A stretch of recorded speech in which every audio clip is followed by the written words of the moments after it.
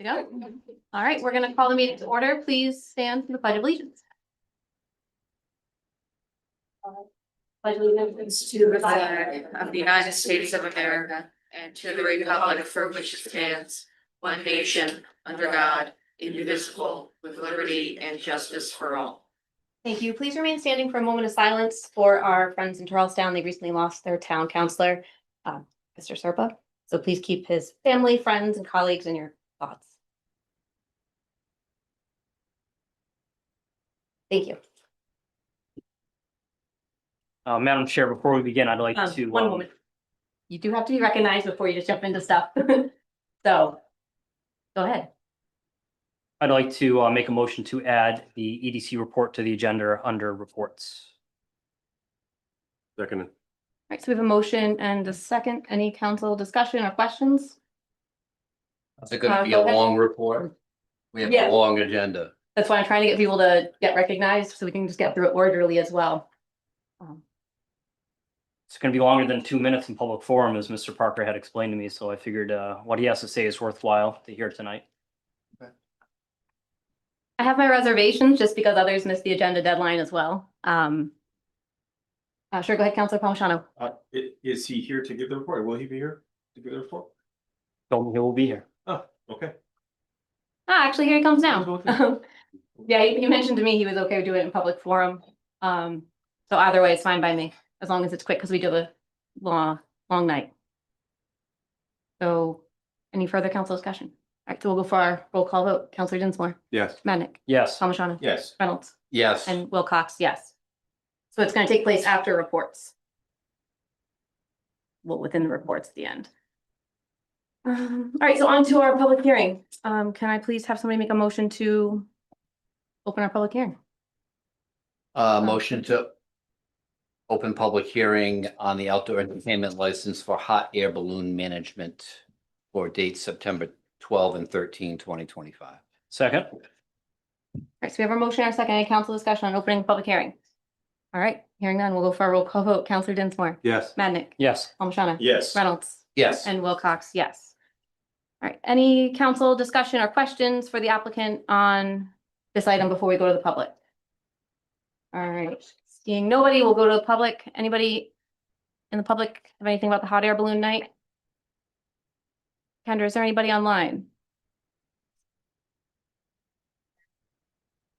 Awesome. Brad, you should have permission to unmute. Yes. Hello. It's an honor. Welcome. Awesome. All right. So with that, if we have nothing else to ask or share about it. Well- Sure, go ahead, Mark. maybe he could just give an overview. I don't know if this event has been held elsewhere other times. Just give a quick overview of the event and Yeah, sure. We as far as hot air balloon management, we've been hosting events along the East Coast for since 2019. We host anywhere from low number 12, high number 20 balloon festivals. Like I said, up and down the East Coast. We have been close to that area, which is Guilford County Fairgrounds. We were there for the last 2 years, which I know is close. And an overview about the show, we're a two-day event, family oriented. We're going to take place on Friday, Saturday, and gates open each day at 5 o'clock. The reason for that is the wind gusts tend to calm down around dusk. So the audience won't really have long to wait. Normally at shows, we anticipate balloons being inflated around 7 o'clock. So with that being said, we'll have 4 balloons out there as far as a static display with shapes. For instance, like a sun, a clown, things like that. And then separated from the event field, we'll have the tethered ride area, They go up in the air about 35 to 50 feet, anchored at 3 points, so they can't lift off. And other than that, we'll have food vendors, snack vendors, a small kids area that will have bounce houses and trackless train. And I'm just that's pretty much an overview. It's a festival that involves hot air balloons. We give the community a unique experience that they can't really see, because you would have to travel to Albuquerque to actually see their show, which is a massive event. So we say we try to bring it to you at a smaller scale. Awesome. Thank you so much. Thank you. Do we have anybody else online who'd like to say anything? All right. So could we have a motion to close the public hearing, please? So moved. All right. We got our motion and our second. Go for our vote. Counselor Dinsmore, Yes. Madnick, Yes. Palmigano, Yes. Reynolds. Yes. And Wilcox, yes. All right. So now we need an action on this item. Did you? Go ahead, Counselor Palmigano. You got something you want to ask? Yeah, I wasn't sure if the administrator was going to interject something. Just, yeah. Did you have something you want to add there? So we've been working with the applicant for a long time and they have meet all the criteria except for, we just need final fire marshal approval for the 10th, and that will come that day. So if your council's so inclined to approve the motion, just make it contingent on. Okay, I'll make a motion. sure. Go ahead, Counselor Yeah. Palmigano. So a motion to approve the give me a second, outdoor entertainment license to Hot Air Balloon Management for the event on September 12th and 13th, contingent on approval of the fire marshal for the tents. Second. All right, so we got our motion, our second. Any further council discussion? Go ahead, Mark. Chief, have you reviewed their proposal as far as the number of officers that they're going to have on grounds and for traffic? I have. Is that, I've actually had discussions by very cooperative other communities with this happen. They would bring these no concerns. okay, thank you. Awesome. Seeing nobody else, we're gonna go for a roll call vote. Counselor Dinsmore, Yes. Madnick, Yes. Palmigano, Yes. Reynolds, Yes, and Wilcox, yes. On to our next great. We look forward to it. public hearing. Yeah, it's gonna be fun. Yeah. Consideration of a proposed amendment to the zoning ordinance map concerning property at 4 Richmond Townhouse Road. We have a motion to open this public hearing. Motion to open the public hearing to consider the proposed amendment to the zoning ordinance map concerning the property at 4 Richmond Townhouse Road, designated as Lot 18 on Tax Assessor's Plat 6C, changing the designation of the property from residential use 2-acre zoning to public and governmental PUB GOV. All right, I'll second it. So we got a motion and a second to open the public hearing. Any council discussion? All right, we'll go for our vote. Counselor Dinsmore, Yes. Madnick, Yes. Palmigano, Yes. Reynolds. Yes, And Wilcox, yes. So any council discussion on this before we go to the public? All right, seeing none. Do we got anybody here or online? Sure, go ahead. If you want to stand to the podium and say your name for the record. Sorry, I didn't mention that. No, I'm very Jeremy Nessel. What are you guys thinking about for what's gonna end up there? Do you have any plans or any discussions? Yeah, plans were put forth earlier this year. So they are in the, like a prior council materials, but today it's just rezoning it from R2 to PUB, which makes it government property. Okay. I hope that answers your question. But because we have to keep it to the agenda, which is the rezoning, but the information is available. I'm just trying to keep it on Yeah, no, tap. Two people looking for permission to speak, so if we have 1 second, we'll go Counselor Palmigano. Yeah, Thanks. just clarification for Mr. Nessel's question. So we are not able to give details as far as what the proposal for number 4 Richmond Townhouse Road is that would be rezoned? Or is that permissible? I'm being cautious. What do you think, solicitor? It's part of the agenda. Part of the It's agenda. actually in the materials that were posted Okay. Okay. Yeah. Online, so you can see the map, and then there's actually a schematic drawing, which looks pretty accurate as to what is proposed to be there. And I see the Sure, if I may just continue before the, Sure, go ahead. so, and Mr. I printed out a hard copy if you'd like me to show. Hold on, Counselor Palmigano was in the middle of. I'll reference that hard copy. Go So, forward. just to answer the question, what we're looking at is phase one. That's a 5-acre property, and we have a grant from HUD for that, which we had hoped the original grant request was to be for a pavilion area, a playground, and a basketball court. That's how it was framed up, but an area for a recreational use, combination of older folks, people using it for anything from concerts to events. They've referenced in the original request for that grant. The money that we got for the grant, looking at the cost of goods and prices, what we have proposed is a pavilion with this, because we have to have the septic, a parking area that's ADA compliant, and then a little grassy area as well. It's probably behind me now. I think that's what everyone's looking at. Yep. So that's the plan for phase one, with the intent of continuing to develop that property for the use of the citizens of the town. So I hope that answers your question as far as what we're envisioning there. Yeah, we're just wondering, like, if you're gonna clear any more, up, away from town hall, any of the trees or anything like that, Right, so or if you're just using the existing cleared. this is the phase one that's happening. Okay. Yeah. So I'm not sure specifically where you're asking if trees are gonna be cleared. So. Up the hill? Yeah, towards the top uphill. Not now, not now. Phase No. one is now. I think if you look behind yourself out the window, you'll see rocks behind those trees. I believe that those trees in front of the rock wall would have to come down to facilitate the building of this pavilion area.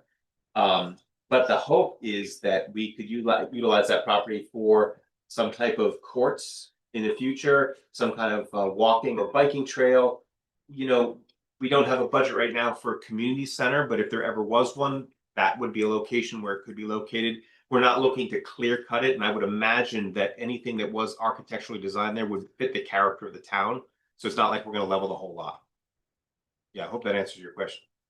Thank you. Yeah, and any future phases would come before the council again, would be discussed again. So it'd be a very open process. Any other comments or questions? Sandra, do we have anybody online? No? All right. Motion to close the public hearing? So moved. Right. So we have a motion and a second. We'll go for a roll call vote. Counselor Dinsmore, Yes. Madden, Yes. Palmigano, Yes. Reynolds. Yes. Wilcox, yes. All right, so we've closed our public hearing. Can I have a motion on this one? All right. Motion Go ahead. to approve the amendment to the zoning ordinance map concerning the property at 4 Richmond Townhouse Road, Lot 18, on tax assessors plat 6C, changing the designation from residential use to acre R2 to public and governmental PUB. Second. All right, so we have our motion and our second. Any further council discussion on this? All right, we'll go for a vote. Counselor Dinsmore, Yes. Madden, Yes. Palmigano, Yes. Reynolds. Yes. And Wilcox, yes. All right. Our third public hearing is the consideration of proposed amendment with the code of ordinances for chapter 8.18. I have a motion to open this public hearing, please. Motion to open the public hearing to consider the proposed amendment to the Code of Ordinances, Chapter 8.18, Section 8.18.070, titled Recycling and Solid Waste Disposal Tipping Fees. So, second. All right, we'll go for our vote. Counselor Dinsmore, Yes. Madden, Yes. Palmigano, Yes. Reynolds, Yes. and Wilcox, yes. Our public hearing's open, but council, does anybody have anything they want to say before we go into the public? Yes, ma'am. Sure, go ahead. Do we intend, I just want to clarify, do we intend to charge for yard waste collection? So I see that in section 8.18.40, that lists the material accepted at the transfer station and it lists the yard waste. And then further down, we are charging tipping fees in section 8.18.070, number 11, for $110 per ton. Just want to make absolutely clear that the town intends on charging for yard waste collection. Okay. And is that fee consistent with other municipalities or covers our costs? Yes, Superintendent Cody Caswell, I think I saw him, is here to answer any questions, but we did do a full comprehensive study of the areas collecting based on the haulers. The Rhode Island Resource Recovery will collect to size, and that's why that's specified here. However, we have a contract with our hauler to get it from our transfer station as well as to cover the collection units to get it there. So there may be some changes with that, but that price is very competitive and probably on the leaner side, but yes. Okay, thank you. Awesome. So- Anybody else? All right, so anybody in the public have anything to say on this item? Or online? Nope. All right, can we have a motion to close our public hearing? So moved. Second? Thank you. Any discussion?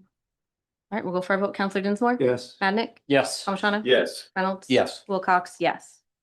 We have our fourth and final.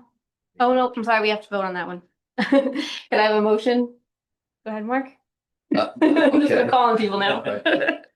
Motion to accept the amendments to the Code of Ordinances, Chapter 8.18, Section 8.18.070, entitled Recycling and Solid Waste Disposal -tipping fees as presented. Second? We have our motion and our second. Any council discussion? All right, go for our vote. Counselor Dinsmore? Yes. Madnick? Yes. Palmigano? Yes. Reynolds? Yes. And Wilcox, yes. Now on to our fourth and final public hearing for the evening. Consideration of proposed amendments to the Code of Ordinances, Chapter 18.18.040, entitled Materials Accepted. Motion to open the public hearing to consider the proposed amendment to the Code of Ordinances, Chapter 8.18.040, entitled Materials Accepted. Second. All right, so we have a motion and a second. Any council discussion on opening the public hearing? All right, we'll go for our vote. Counselor Dinsmore? Yes. Madnick? Yes. Palmigano? Yes. Reynolds? Yes. And Wilcox, yes. You're fine. Excuse me. Does any council members have anything they want to say on this before we go to the public? Just a point of clarification, this is the materials accepted on this. Did we just talk about that a little bit as well? We did. Okay. Yeah, kind of. It was Just they kind of blurred it together, so, They're very similar. Yeah. because this is the yard waste Correct. change. Yep. Any other questions? Thank you. Yeah, I didn't think we could do one without the other because they were kind of intertwined, so it would have been weird to ask the question after we already voted on the previous Makes sense. request. Anybody on the public have anything? Or anybody online? All right, so can we have a motion to close our public hearing? So moved. Second? Got a motion and a second. Council discussion. All right, we'll go for our vote. Counselor Dinsmore? Yes. Madnick? Yes. Palmigano? Yes. Reynolds? Yes. Wilcox, yes. Motion to accept the proposed amendment to the Code of Ordinances, Chapter 8.18.040, titled Materials Accepted. Second. All right, we got our motion, our second. Any council discussion on it? All right, we'll go to vote. Counselor Dinsmore? Yes. Madnick? Yes. Palmigano? Yes. Reynolds? Yes. And Wilcox, yes. On to appointments and resignations. These are reappointments. They do not need to be present. Counselor, let me know if you have any questions as we go through it.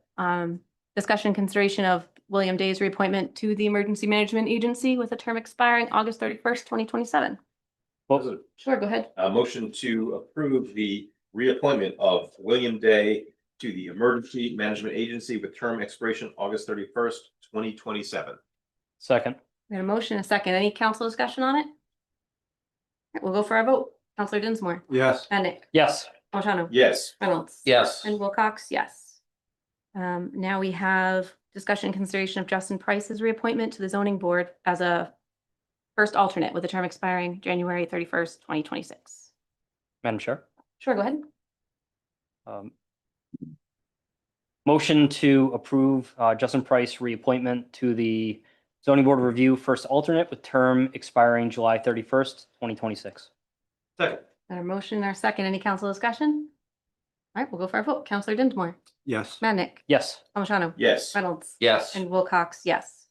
All right, now discussion and consideration of Nick Solitro for reappointment to the zoning board with a term expiring July 31st, 2030.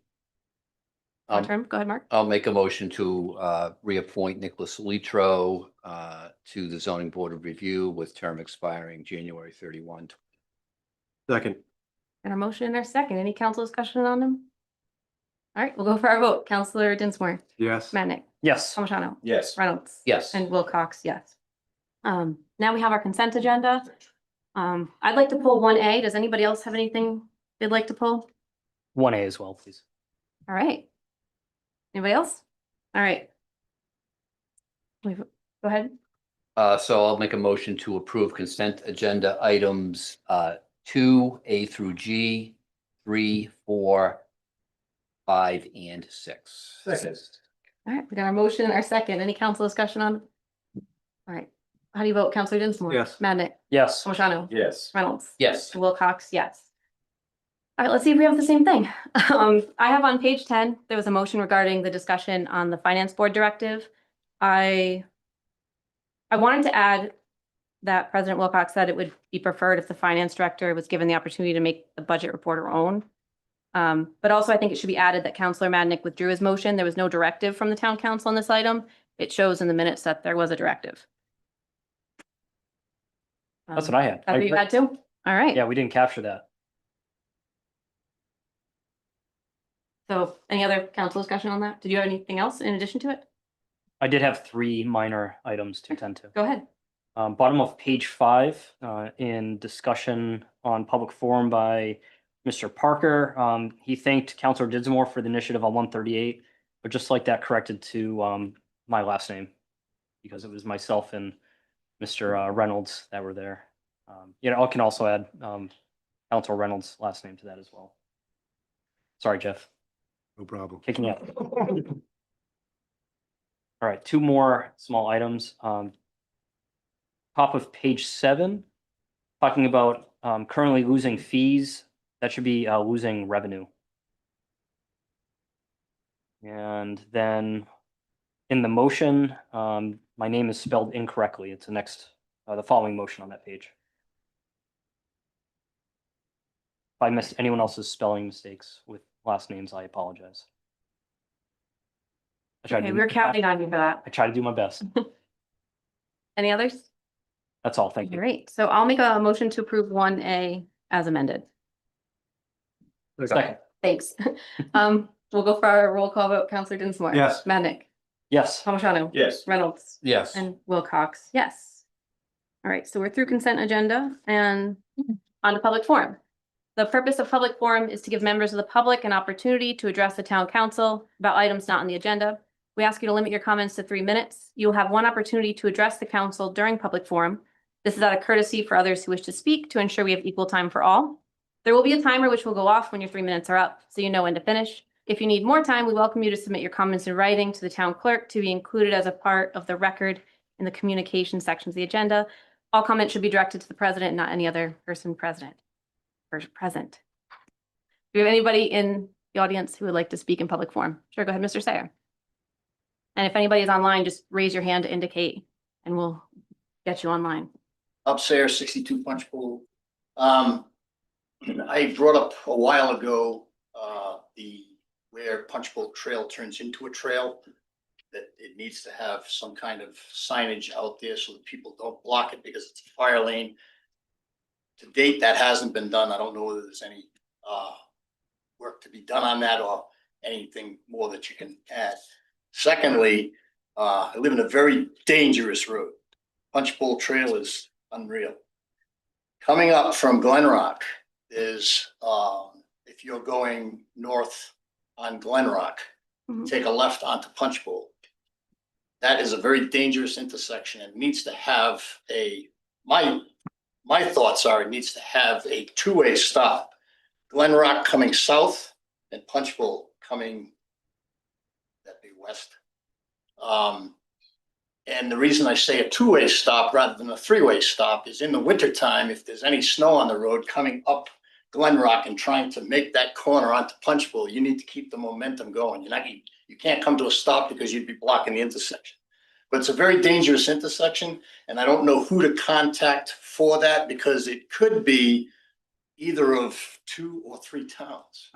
Because where the grist mill is, I'm not sure whether that's South Kingstown or not, and that the blind spot that's there on that corner could be that town, but some of it is Richmond. So I don't know who to contact for that. but it needs to be addressed because we're gonna have a development that is probably going to pass through the planning board and everything else, and there could be an additional anywhere from 10 to 20 cars by the time that development is done that is gonna be using that. And right now, it's very dangerous, especially if you're hauling a trailer or anything else trying to get Mhm. around that thing without getting killed from somebody coming down Glen Rock. They fly down Glen Rock. I don't know who I'd have to contact. If you could let me know who to do that, to get that started, but it's a very dangerous interest. Yeah, we can look into it. Thanks. Thank you. Anybody else in the public? Sure, go ahead. And then I'll get you in the front.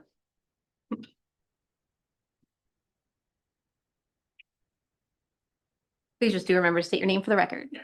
Thanks. Jim Brea, Gardner Road, councilors. Hillsdale Mobile Home Park. We have a crosswalk, finally. We got it in, so thanks, to the council and to Gary, DPW, we got that. If you recall, Madam President, when we first started this back a few years ago, we did also agree to have a crossing sign that we wanted to put in. Yeah. And see if I just explain quickly to some of the new councilors that one side of Hillsdale, we have 2/3 of the park. The other side is 1/3. All the activity is on the 464 side. That's why everybody keeps crossing off. They walk their dogs, they drive their cars, their bicycles, their electric bikes. It's a lot of traffic back and forth right there. And especially when you're going north, which would be like from Hoxie towards the campground way on that sharp line corner. People come around there, they come there quickly. And the signs they have down by Walloon School that they install for their little baseball field would be perfect because they're motion activated. So as the car's approaching about 250 feet away, it'll just flash. I priced them. They're around maybe $1,000. Like I said, we originally wanted to do that. I would prefer that over a self-activated one because we have people that actually drive back and forth in their cars. Some drive to take their dogs to the trail. They don't walk all the way up. They drive up and, then they drive back. So I would like to see if you give that consideration, look into it. Maybe Gary would know somebody at Exo what they paid for those signs, but that would be excellent. Thank you. That's it. Thank you. You can go ahead.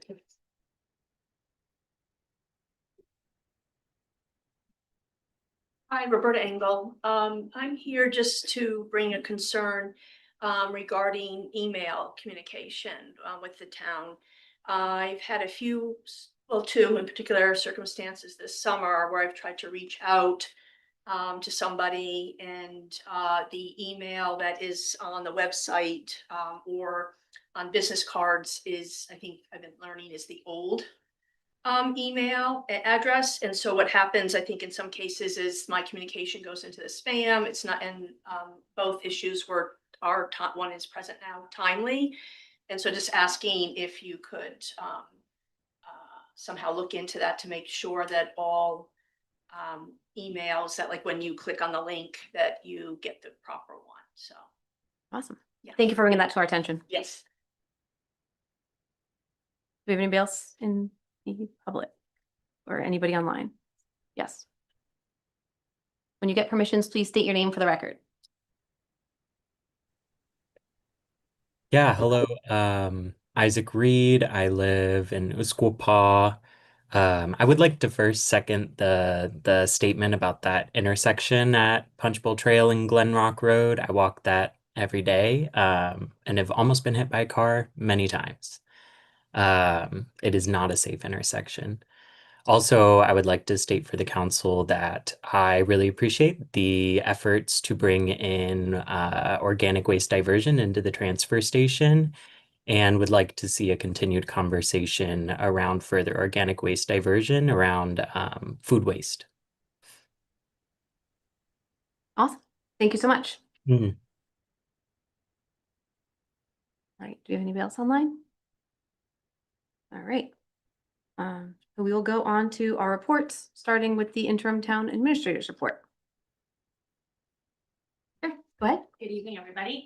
So I do have quite a few items for my first, report.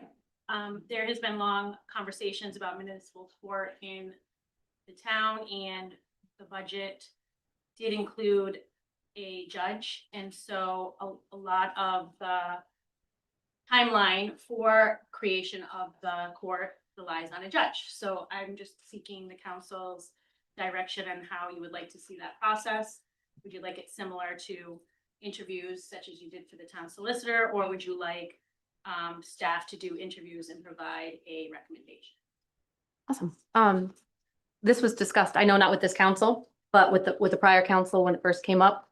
In my opinion was that we would do it in the same manner we hired our town solicitor. So my opinion on that hasn't changed, but I'm open to hearing from others. Anybody have anything they want to add? I mean, Go ahead. I guess it depends upon how many people we have applying. I mean, if it's one or two, you know, I guess we could do that. I think that the solicitor is certainly capable of reviewing applications and narrowing the field, so to speak. And if he feels he should present more than one person, he could do that. But I think, Rich, you've been a municipal court judge or no? Just a municipal court prosecutor for a few towns. Yeah, all right. So he has experience in, you know, working in a municipal court. Excuse me. And has working knowledge of who the various applicants may be or not be. Thank you.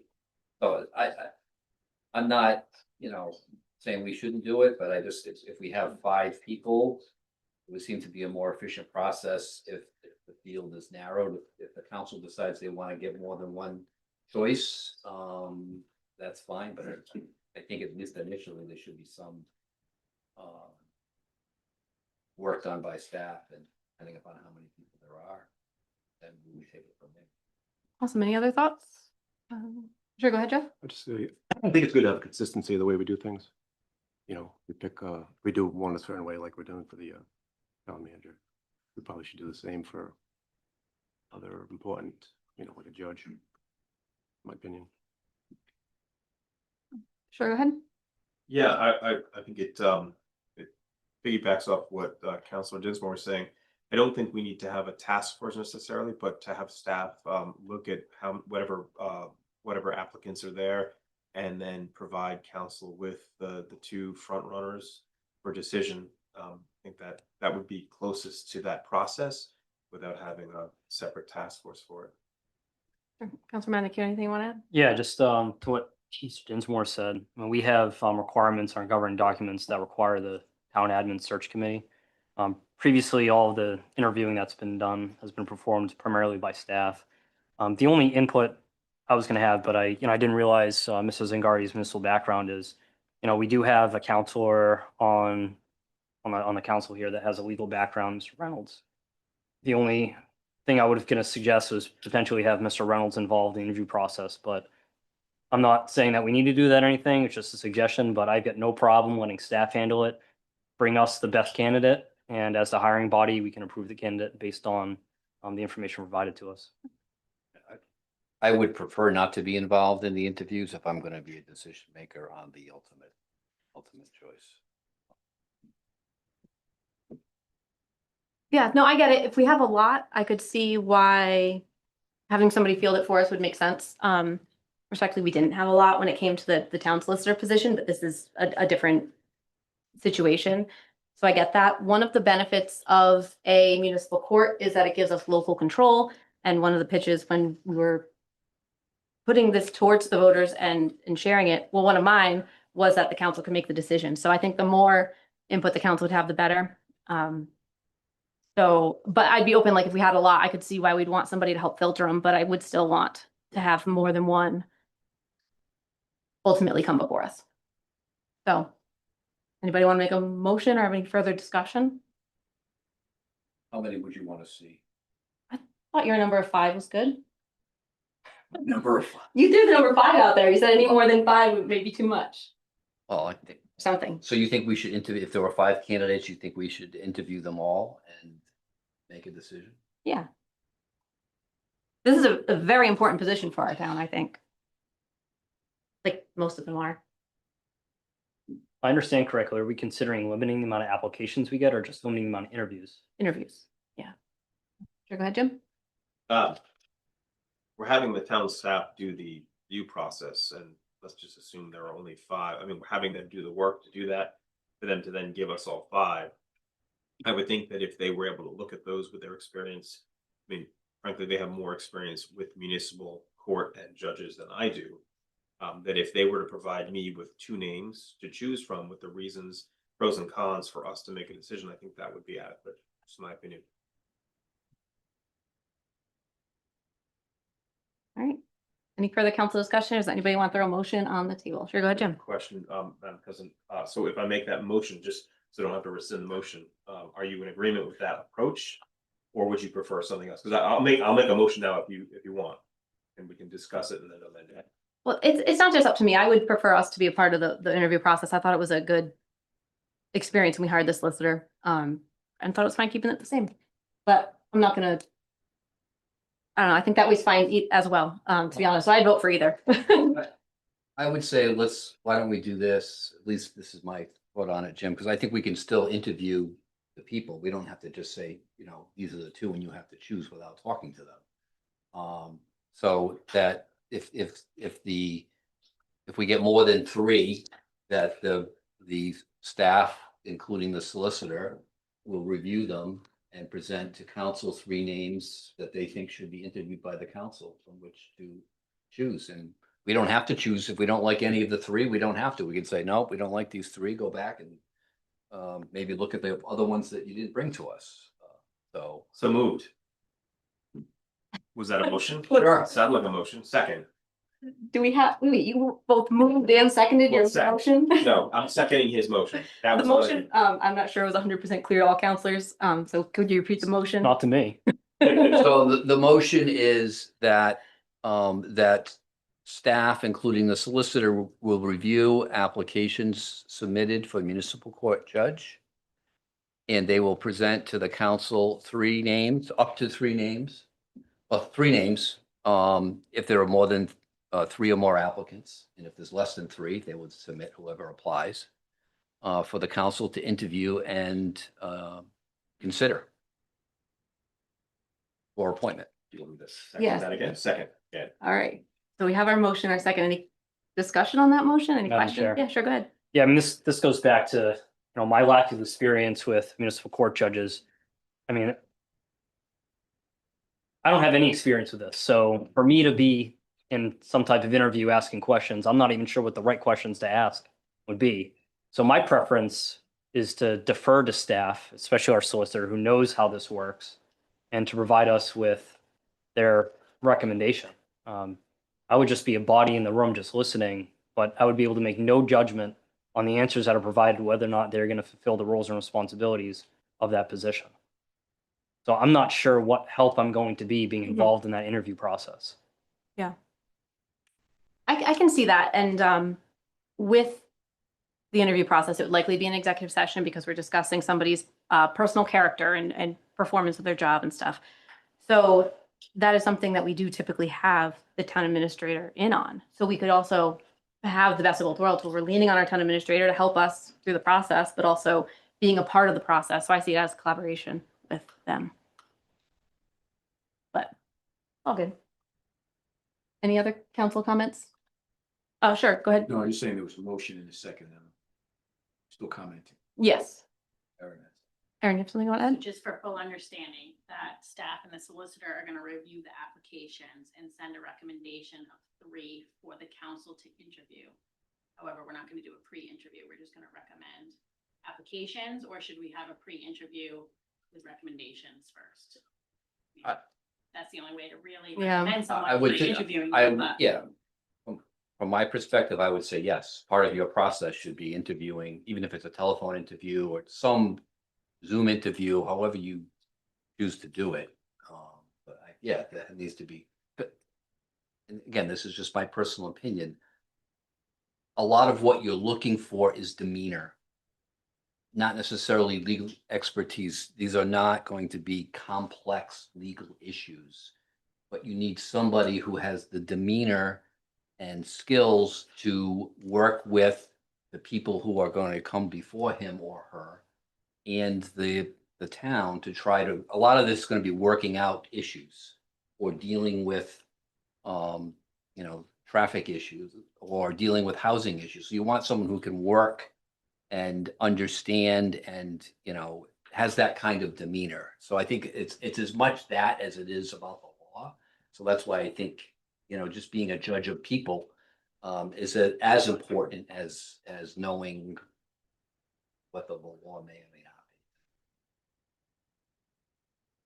be. All right, so we do have our motion and our second. Any further council comments? I'm considering if we need to amend the motion to make sure that we have the pre-interview in there, or is that just part of the process? I think it's inferred. I Okay. do as well. All right. All right, so we'll go for our roll call vote. Counselor Dinsmore, Yes. Madnick, Yes. Yes. Reynolds, Yes. and Wilcox, yes. All right, thank you, Erin. On to your next item.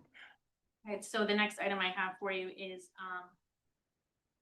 discussion and consideration of road restore grant application with authorization to sign the agreement. But what we're looking for instead from the staff is to kind of bless the projects that we have put forward. The town of Richmond's received $133,509 for a match towards our projects in our fiscal year budget 2025-26. We have available roughly $519,000, knowing that our last road restore project which is being completed now in the Pinehurst development. Should that come under budget, we'll have a little bit more in funding. Should it come over budget, that 551 will come down a little bit. They put on the binder today, I believe. Gary? Yesterday, finished line. Yeah, and so we're just waiting on final paving, so we should have that finalized in short. So staff met with the Rhode Island State Department of Transportation to confirm the funding and the projects. It's a very flexible program. We have participated in the past. However, with the flexibility, we still need to have council direction on the priority, knowing that we have to have the match. So we've identified 3 main project areas, Wilbur Hill area in totality, including Small Pond, Deer Run Road. That total project cost is estimated at $450,000. Again, we won't have those final numbers until the bidding process. So, and it is, kind of a timely thing. So there has to be a little bit of flexibility with that. The next is the Old Mountain, the end that is in need of most repair. And so if we do total asphalt, we're at 114 plus the reclamation about 30,000. The next that we would like to do is based on Public Director Rovar's report about trying to maintain roads that we have so that we don't have to do a full reclamation because that's quite expensive, is Pine Hill Road. And so we're recommending a chip seal as shimming, and then we do have a total price for asphalt and reclamation. And you'll see that total asphalt to redo that type of road, if it did not get repaired, is where the $600,000-$700,000 mark, and that's today. That's not, in 5 years from now. And so to chip seal it and shim, we're at the 218.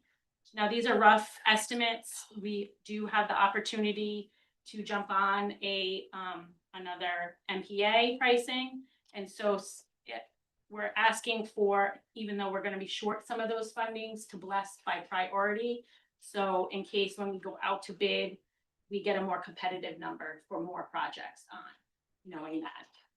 For municipalities that don't take advantage of that, there'll be some funding source that will come to those that are choosing to participate. The last round was much more generous. This round is expected to be about 5,000. And DOT is saying that the governor is making this a priority to have these funds available each year to municipalities to bring up the roads. However, that's always based on the final budget at the end of the season. So it does seem like it's going to be an initiative that's pursued from year to year, but for right now, we're asking to participate in the program because we do have the match and identify those projects with a priority. And currently, based on the match and the available funds, we're looking at Wilbur Hill as a priority area due to the large amount of paving that will be done. And then depending on what's available left is Old Mountain and the Pine Hill project. So those are the projects we're looking for endorsement. However, the road restore application, we would like to submit for Wilbur Hill currently. Awesome. Thank you so much. Any council questions or motions? Sure, go ahead, Dan. Yes, Madam Chair. So when we had our meeting a couple weeks back, one of the things that came out of that is that there's a potential that we might have leftover funds from the bond, about 150K. Is that still accurate? And if that's accurate, will that be added onto this? Because that looks like that might cover the Old Mountain project. No, it's not from the bond. Oh. We talked about Gary might have like 150 left. We allotted 600,000 for this project, Pinehurst right now. He's about 180 left right now, but we haven't paid for the village. So there's still a few to come, but they're done paving now. That 150 was about what we think might be left from the 600,000. Okay, so just to be absolutely clear, we're looking at, we might have 150K left over that we can then reallocate into our, okay, so with that said, we got total funds available of 551. We're getting 133-ish K match from the state, so it's 685. And if things work out well, we can get it. If we have money left over, we're looking at another 150K. So over, real quick. I don't feel like doing it in my head.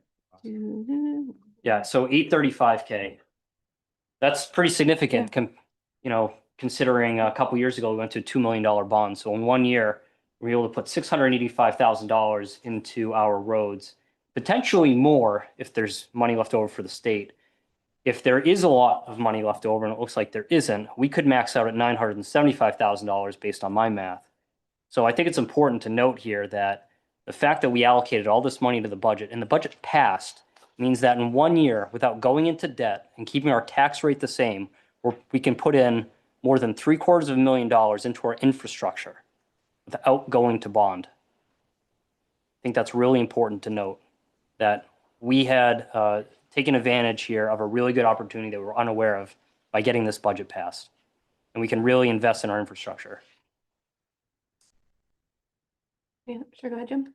I'd just like to thank everyone for doing the work and prioritizing. I know Wilbur Hill Road and Small Pond and Deer Run, that has been a perennial issue. I know people from the community have come before us on several occasions to talk about the quality or the difficulties of those roads. So I think it's really important to recognize that that's at the top of the list, and I'm glad to see it. So there are some people in the audience that I'm sure are glad to see Wilbur Hill 2 on the list.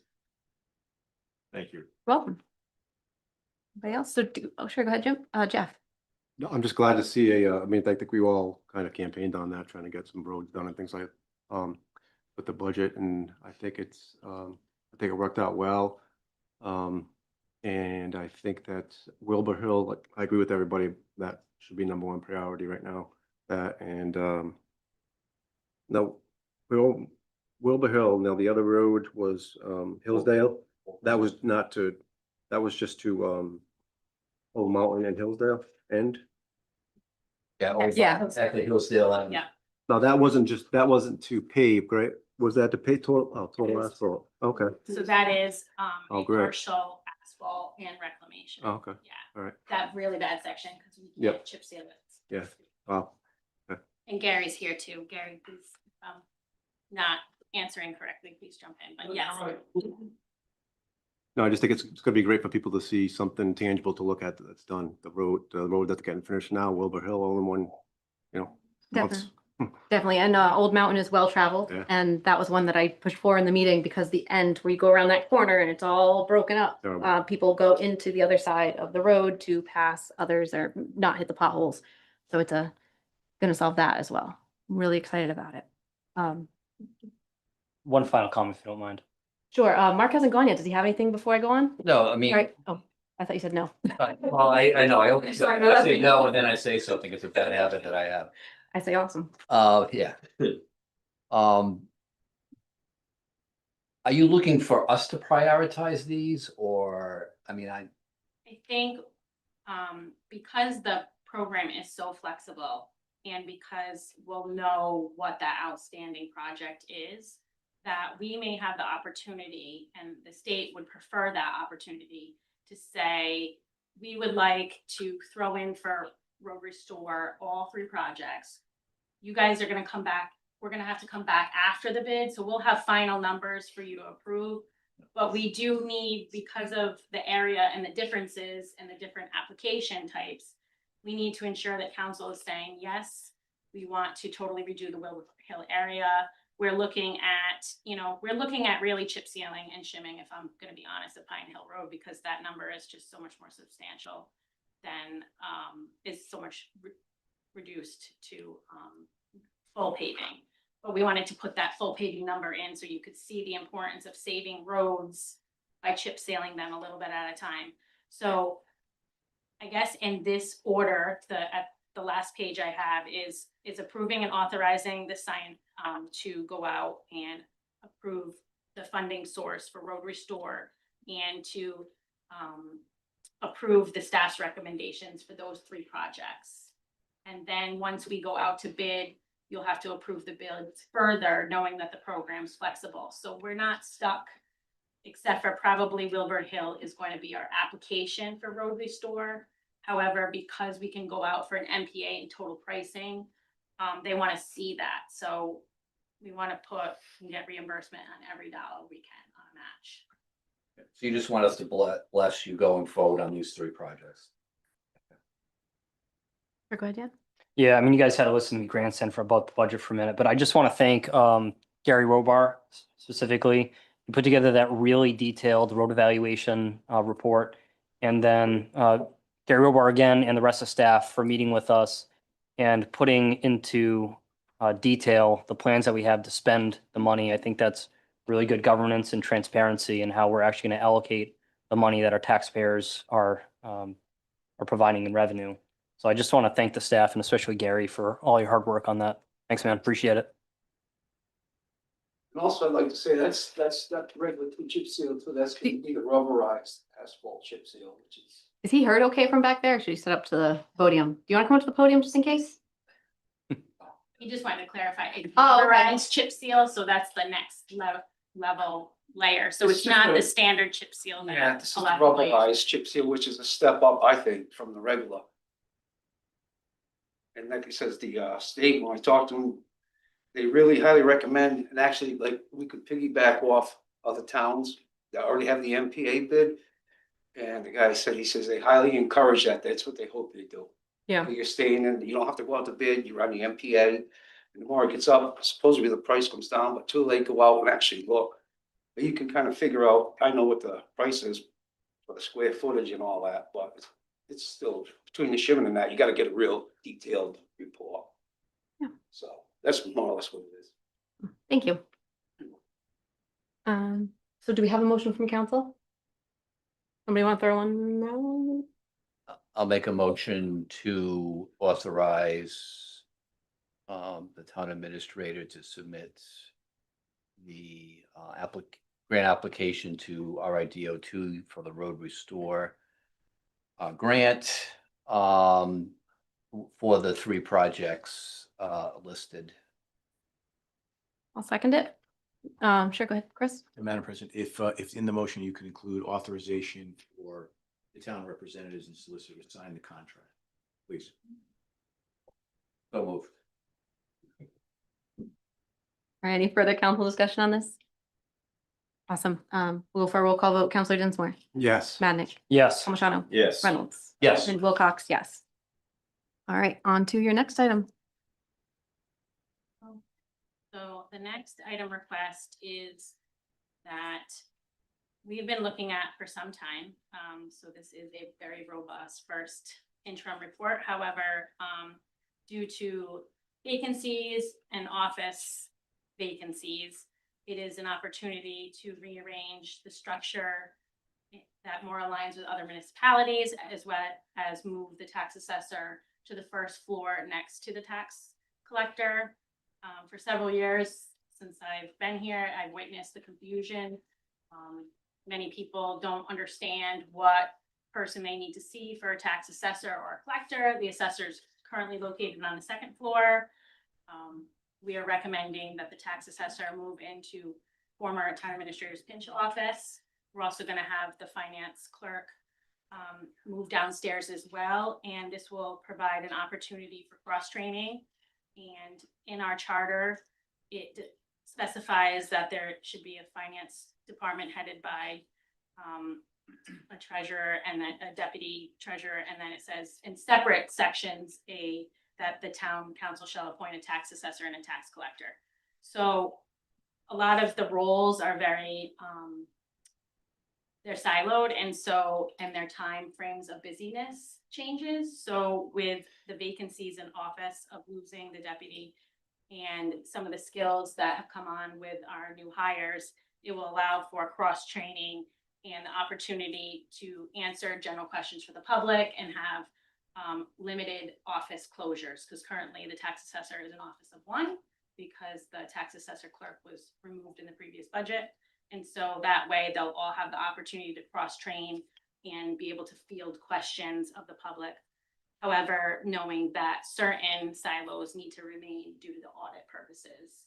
So the tax assessor is assessing and can collect, but that wouldn't be their primary duties. And the finance department runs the water system, and in consultation with our vendor that operates it, they couldn't be the biller and the collector. So there would have to be a little bit of separation, but for the most part, it would allow for a lot more efficiencies, a lot less closures and assistance amongst. So the first, I think, request is that it would name Danielle, the finance director, the department head of those, and there's a flow chart that would indicate kind of like a chain of command, but an oversight there. And that way it would be up to the finance director to handle the payroll, all the administrative functions, not removing other functions, but it would help streamline for the tax collector and the tax assessor who are operating in silos right now. And it doesn't necessarily need to happen that way. So there's a first option, and that is moving the tax assessor to the former, turning into the former postage room, another office that wasn't really being maintained well. And there is, I say, no construction. However, we kind of wanted to put in a window, which we actually have, and it would need to be painted, which we have the paint, because the postage sorter was on there and they painted around it. So that would be very limited construction. Who painted around it? The painters. The painters that we paid all that money to paint? Well, it was attached, in all fairness, it does look like a book. A large bookcase. bad. Yeah, that's attached to there. It wasn't a really mobile thing. So just in Alright. all fairness, but yes. And so then the town administrator would move to the finance office. And I know there was kind of a question. It is not the meeting space, so we're not gonna lose that, but it's the direct space over there. So the town administrator would move there, and the finance director and the future deputy would remain, Danielle would remain where she is, and the future deputy would move into where the tax assessor is currently. And so that is a great option for how the finance department cooperates with the town administrator through budgets, through bidding processes.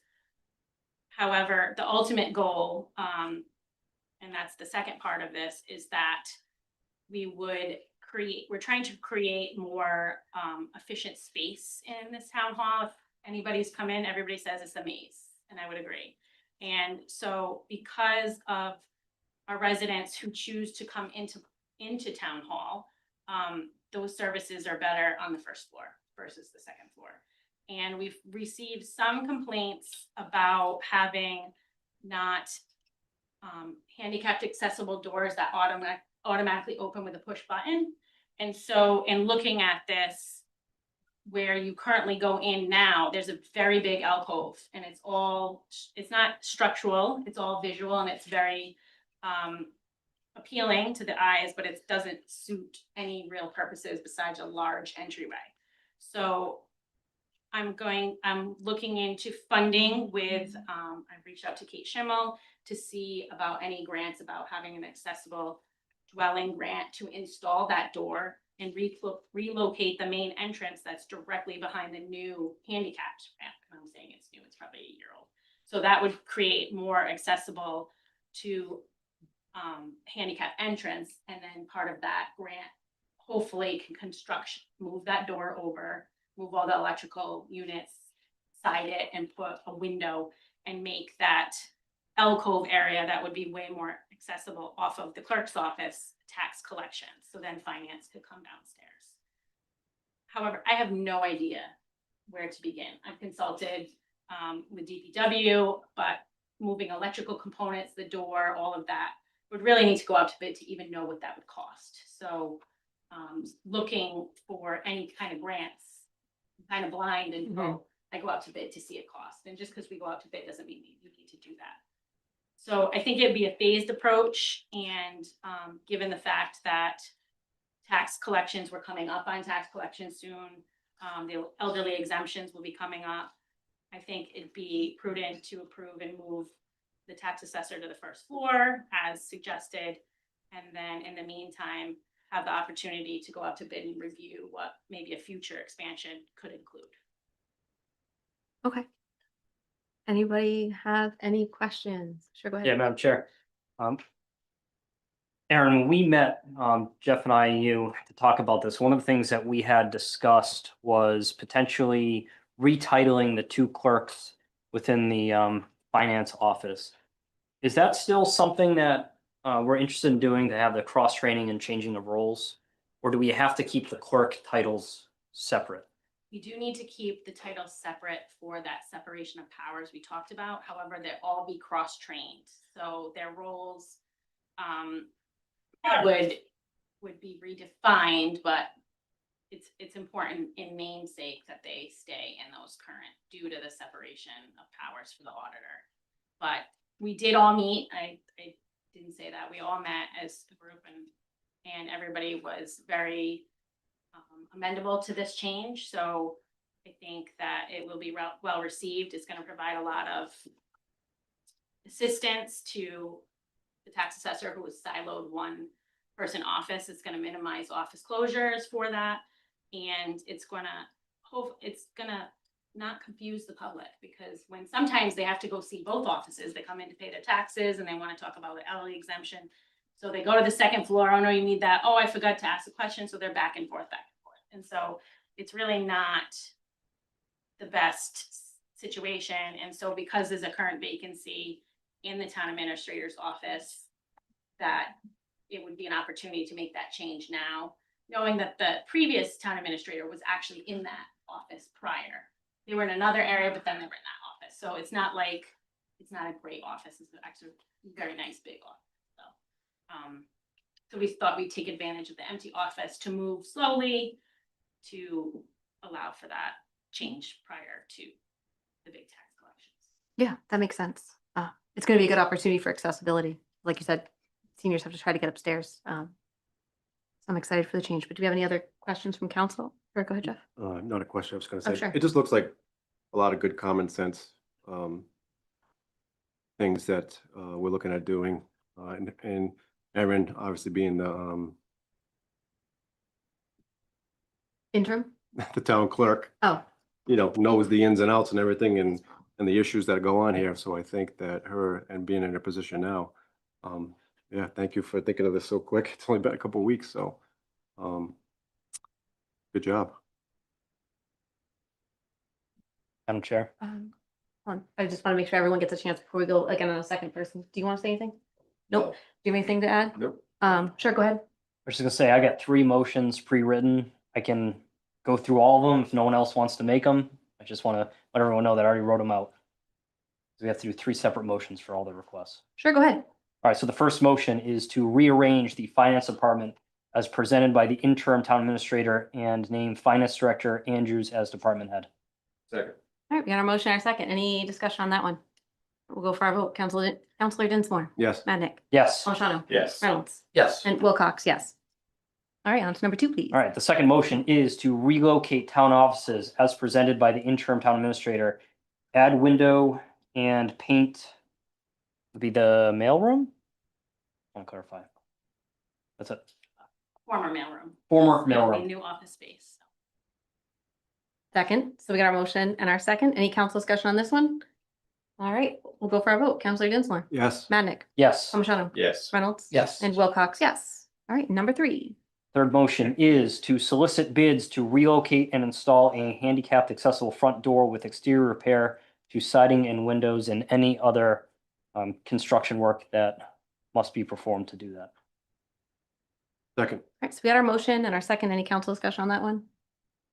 Yeah, sure, go ahead. I would just say, just clarify, and I think Aaron said this, we're seeking bids so we can get a cost estimate. We're not committing to doing this work. We haven't budgeted for it. So Mhm. this is just to investigate costs so we can move on to the next step if there is. I'll amend the motion. No, you don't have to amend it. I just want to make sure Okay. that's what we're doing. Yeah, I was gonna add that as well and just say, thank you for clarifying, because that was the only question I had on this section. So we'll go for our vote. Counselor Dinsmore, Yes. Madnick, Yes. Palmigano, Yes. Reynolds, Yes. and Wilcox, yes. Those are your 3 motions. Yes, So we'll move on to your next item on your report, Erin. Excellent. Okay, so the next motion, the next report item I have is to discuss and consider restructuring building, zoning and planning. In review of the ordinances for several other positions, there is the code 2.42 says there shall be a planning department headed by a planner. 244 says there shall be a building department headed by a director.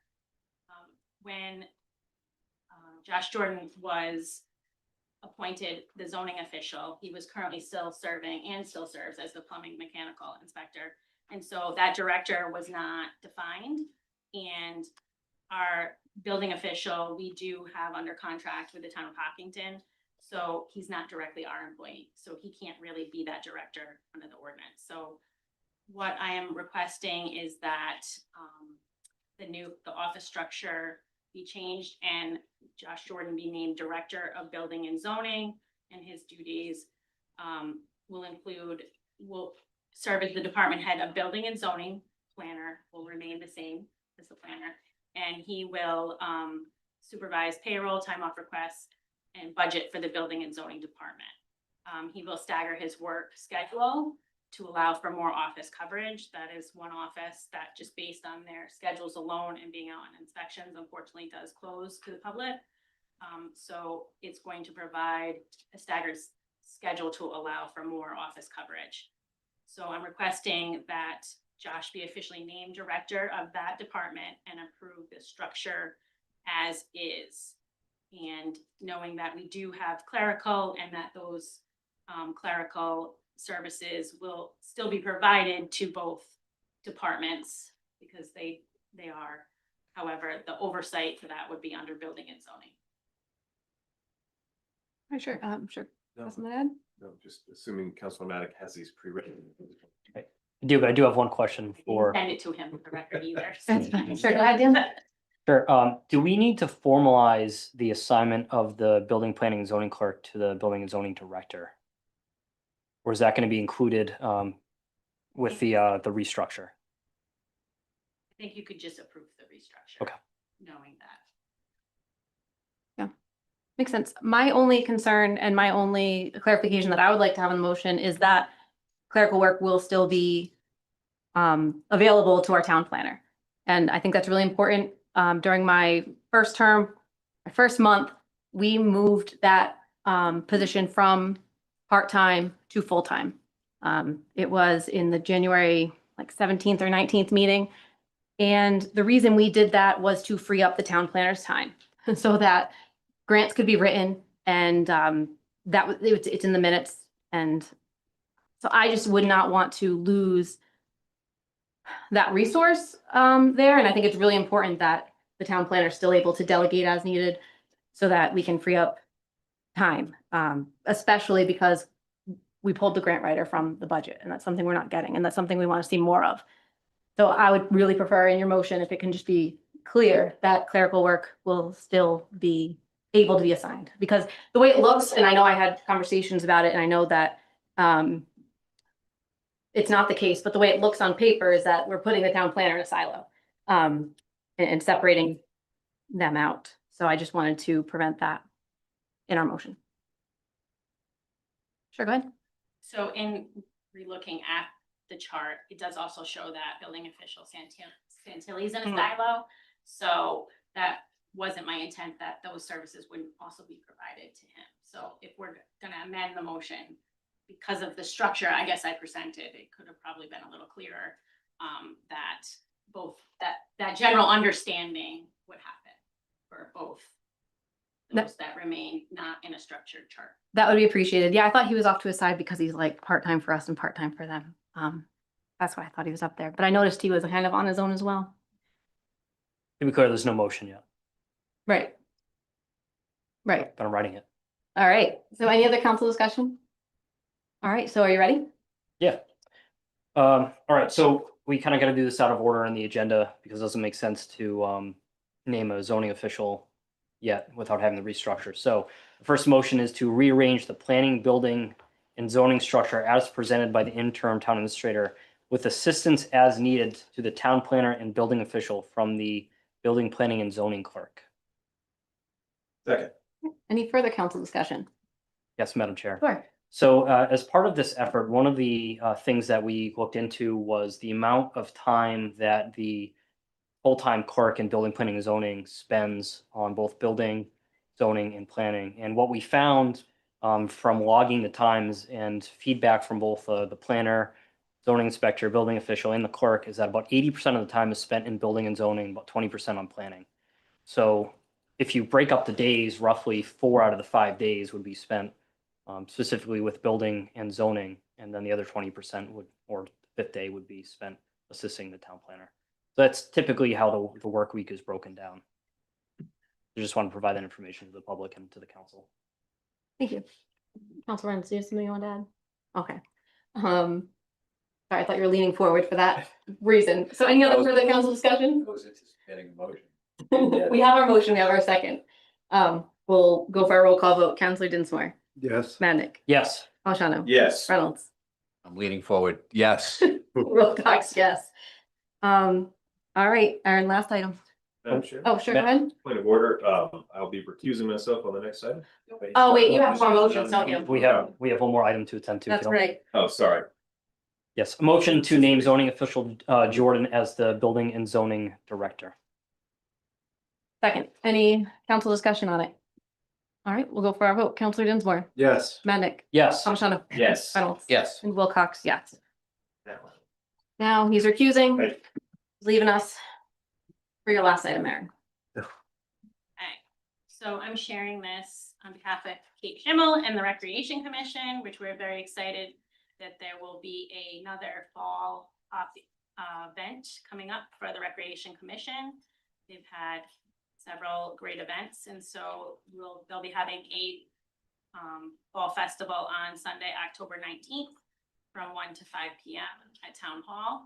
And part of that initiative is that they would like to have a pop-up farmers market. And so part of the ordinance is that market be approved by the town council. The market is going to be in collaboration with Farm Fresh Rhode Island, and they're going to recruit the farmers for the event. This benefit partners Farm Fresh Rhode Island, and so seniors can utilize the senior farmers market nutrition cards that were available earlier. And it is a very popular program that Human Services supports for SNAP benefits to purchase produce at the event. So it's just a simple approval of the pop-up farmers market to be held during the Richmond Recreation's Fall Festival on Sunday, October 19th from 1 to 5. So moved. Awesome. I'll second it. So we have our motion, our second. Any council discussion here? This Awesome. is great. Looking forward to it for sure. So we'll go for our roll call vote. Councilor Dinsmore. Yes. Madnick. Yes. Palmigano's not accused, and Reynolds. Yes. Wilcox, yes. All right, you're all That set. is all from me. Chief, you still here? Your turn. Welcome back.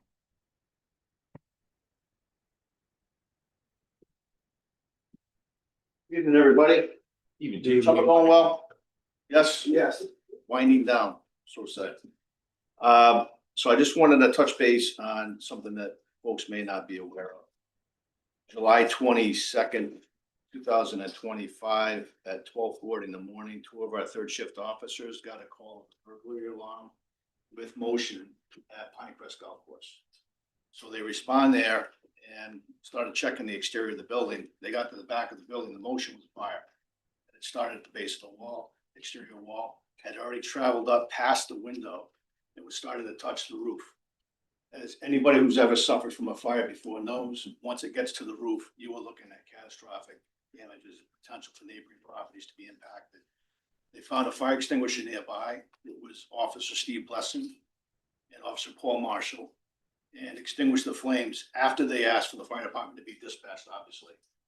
While they're waiting for the fire department, they knocked down the flames, essentially extinguished it before the fire department arrived on scene. Just tremendous credit to them for their response time, doing the right thing when we got there.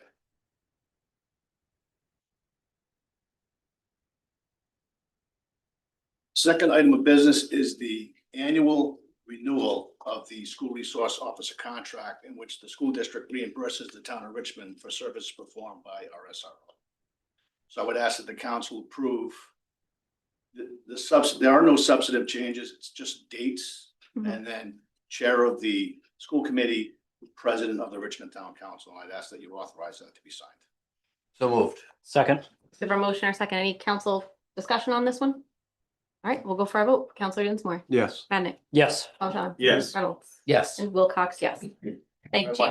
It's a credit to Mike Ellis, who's been in that role for 2 years. I think you heard about Bob Cardozo was at one of the last meetings and actually mentioned Mike by name and his ability to develop positive relationships with kids there that actually seek him out when they have crisis, which is really what the program's all about. Yeah, I agree. He's amazing. Lastly, Washington County Fair. Who here was impacted by any event with the fair, by show of hands? Well, Awesome. How many people attended the fair? impacted could be a good thing too. It could be. I'm just saying, I got down, I got. Twice I was impacted. Okay, excellent. So we have 13 police officers aside from me sworn in our department. We also have detail officers that come out. They are responsible for traffic and security at the fair. And we work in concert with, in partnership with the fair committee, the fair staff, emergency services, the fire departments, EMS, DPW. It is one collective effort. 2 years ago, 2023, before the roundabout, we had significant traffic problems. I don't know if you remember them, but they had them on Facebook for a couple of weeks. Yeah. And every time something like that, it's hard to predict how many thousands of people are going to converge on 2 main roads in our town on any given night between Wednesday and Sunday. We work with the fair staff to try to figure out which acts will get in the most buzz. We strategically place people in the roundabout, directing traffic, keeping it flowing. I think other than Saturday, which was a surge day, the biggest backup we had was to the preserve, eastbound. And that was addressed in about 20-25 minutes, once they were able to purge lanes, move cars around, get them to parking areas. So it's a credit to, I want you to think about this too. Our police officers are working, they're not allowed to take vacation during the fair. So they're working an 8-hour shift, which may entail anything. And then an 8-hour shift at the fair, outside in the heat, wearing a body armor, pants that don't breathe, dealing with hundreds of people over the course of their shift. Some good experiences, sometimes you're sorting things out and trying to figure out who hit who. There was a total of 7 arrests over 5 days, which is not a lot when you think about the tens of thousands of people that are there. Most of them involved disturbances between people, younger generations, age 17 to 25, one 14-year-old actually. One 60-year-old had an arrest warrant. There was a reckless driving. Somebody was doing donuts up in the parking lot. Not a good idea. Rocks and sand. Hundreds of cars parked around him. Obviously, it's kicking that stuff out. Just a credit to them and the partnership that we enjoy with the fair staff and our emergency service partners. That's all I have. Awesome. Oh, sure, go ahead. Chief, just curious, because you see the traffic coming in and out. There's been conversation on whether the fair was busier this year or not as busy. Do you have any intel on whether it was a record year? Or... So I'll give you, for instance, it seems like every year fair staff says that was our best Wednesday ever. That was our best Saturday ever. For us, the least amount of headaches makes it seem like it may not have been that busy. But a lot of it is the turnover that they get, you know, morning into afternoon before the evening acts come in. They said that Rockwell reported to them on Wednesday, it was the best financial year they ever had on a Wednesday. And that the attendance was moderate, wasn't bad, but the people that went there spent money. So I don't have those numbers yet. I'm just happy to report we had no serious traffic accidents, minimal arrests, and everybody, for the most part, was able to travel through town without being encumbered by. Thank you, Chief. Thank you. Thank you. All right, so we have one final report. We added earlier today, we had a motion to add an EDC report. We're gonna hear from Gary Parker on that. And just as a general reminder, this is for informational purposes only. Council cannot make any motions or decisions on this because that's just the way it works. Well, Gary Parker, Richmond, and the chairman of the Economic Development Commission. Madam President, thank you so much for carving out a small period of time for this brief report. Just wanted to give the council, the staff, and our residents an update as to what the EDC has been up to over the past 4 months. And not just what we've been up to, but some things that you as a council are going to see fairly soon from us, as well as a brief explanation as to why we do what we do and how we do it. I guess enabling legislation, just a little background on that. For the information of our residents, predominantly, because most staff knows this, the Economic Development Commission is enumerated in the Home Rule Charter as having a duty to report or actually give advice to the council and staff and to the business community on matters of basically commercial vitality and industrial vitality. So that's consistent, of course, with the environmental rules within the comprehensive plan. That's what our Home Rule Charter says. Our Rhode Island General Laws 45, 24, 49 actually stipulate a little bit more elaborately, quite frankly, that we as an EDC, that town EDCs have a duty to report on the relationship. I'll just summarize this between zoning and economic action. So the relationship between zoning ordinances and economic activity is something that we are tasked to provide to our town. And so when we see disconnects where possibly, whether through observation, through observing other boards, which we attend, myself and my colleague, Vice Chairman Jim Breer is here. Dave Woodman sees our third member as the secretary. We're looking for 3 more, by the way, actively.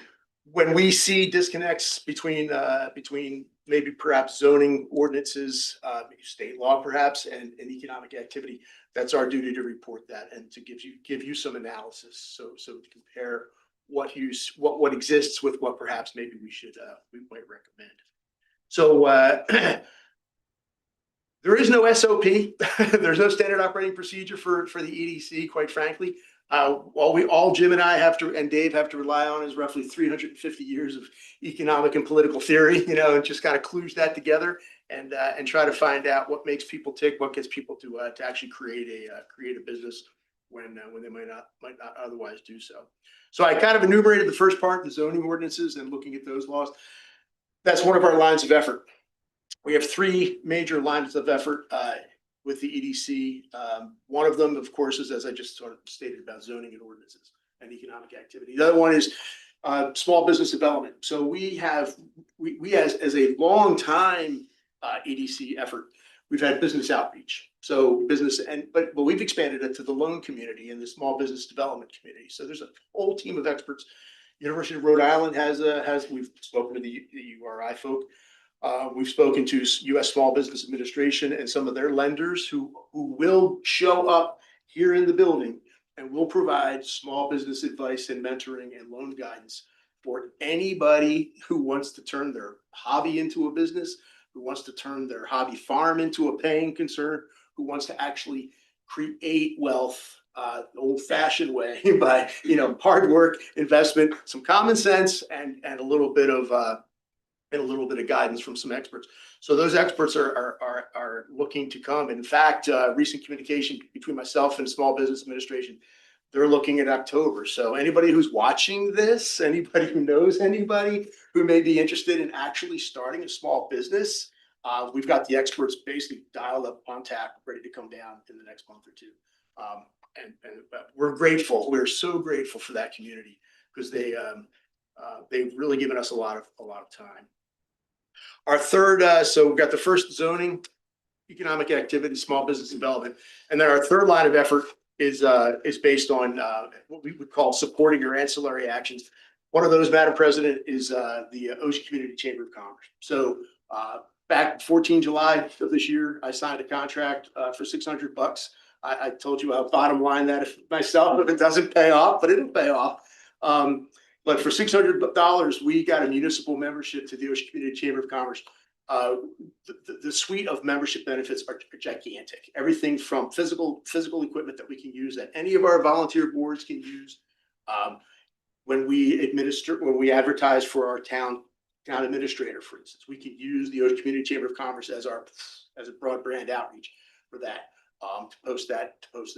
The town clerk advised me, and thank you for that, ma'am, that we needed to manage, perhaps kind of figure a way to manage all these benefits and just so we can have a rationalized access between, because we got a lot of boards, we got a lot of very active boards and departments here to get those benefits.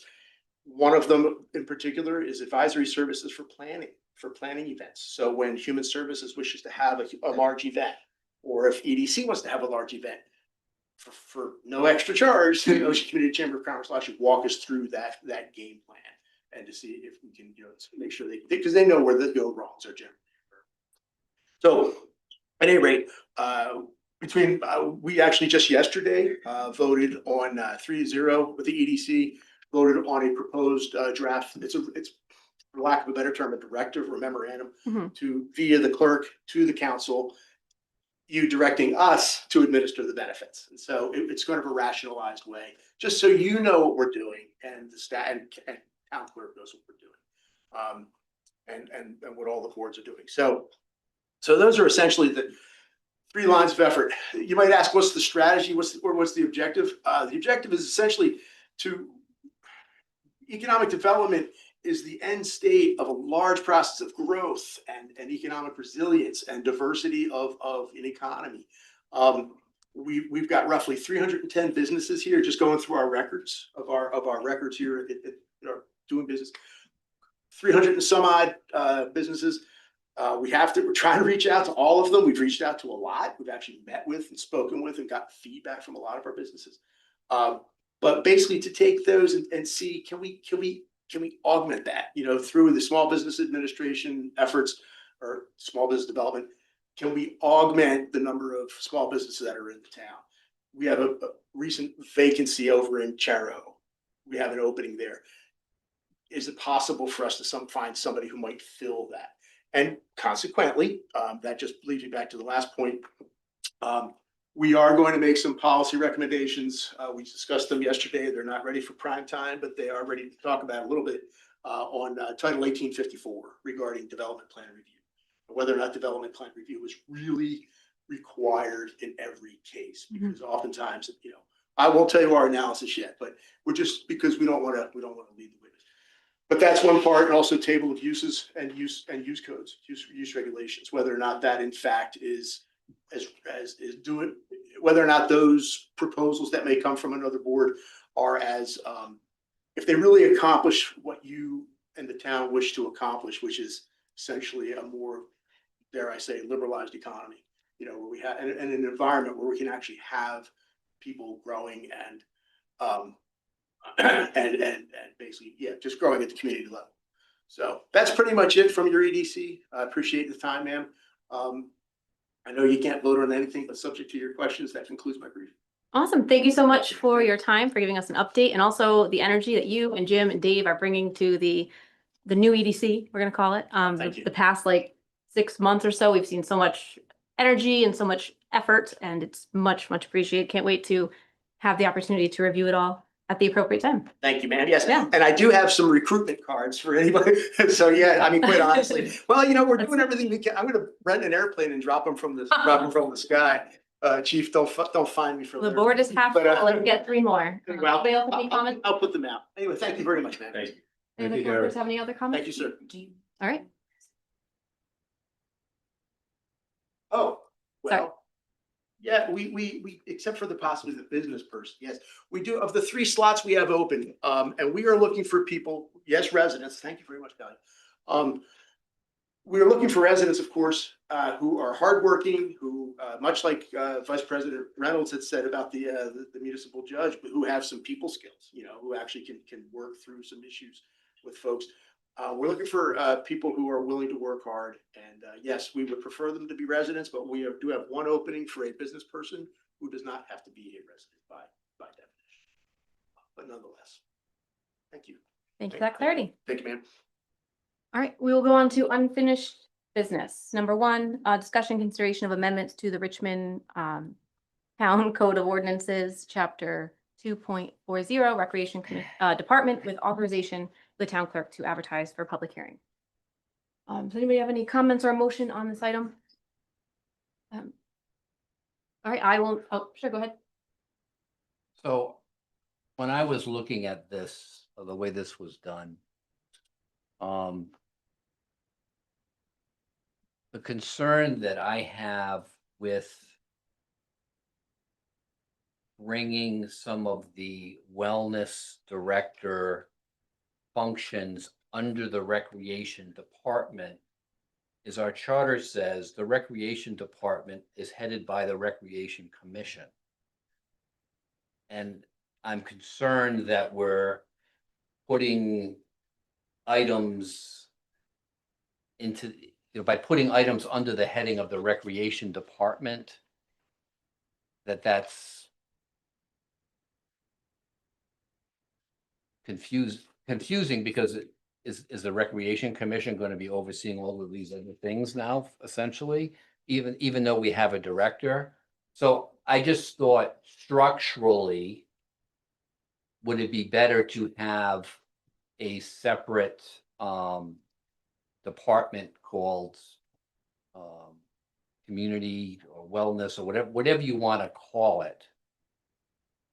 Put those functions under that department and indicate that the community services director shall serve as the recreation director or shall have the responsibilities of the recreation director. So then you still have a recreation director in the recreation department with the responsibilities that have always been there, overseen by the Recreation Commission at the top per the charter. And then you have a separate department that wouldn't be under the auspices of the Recreation Commission. So that was just my thought. Just, you know,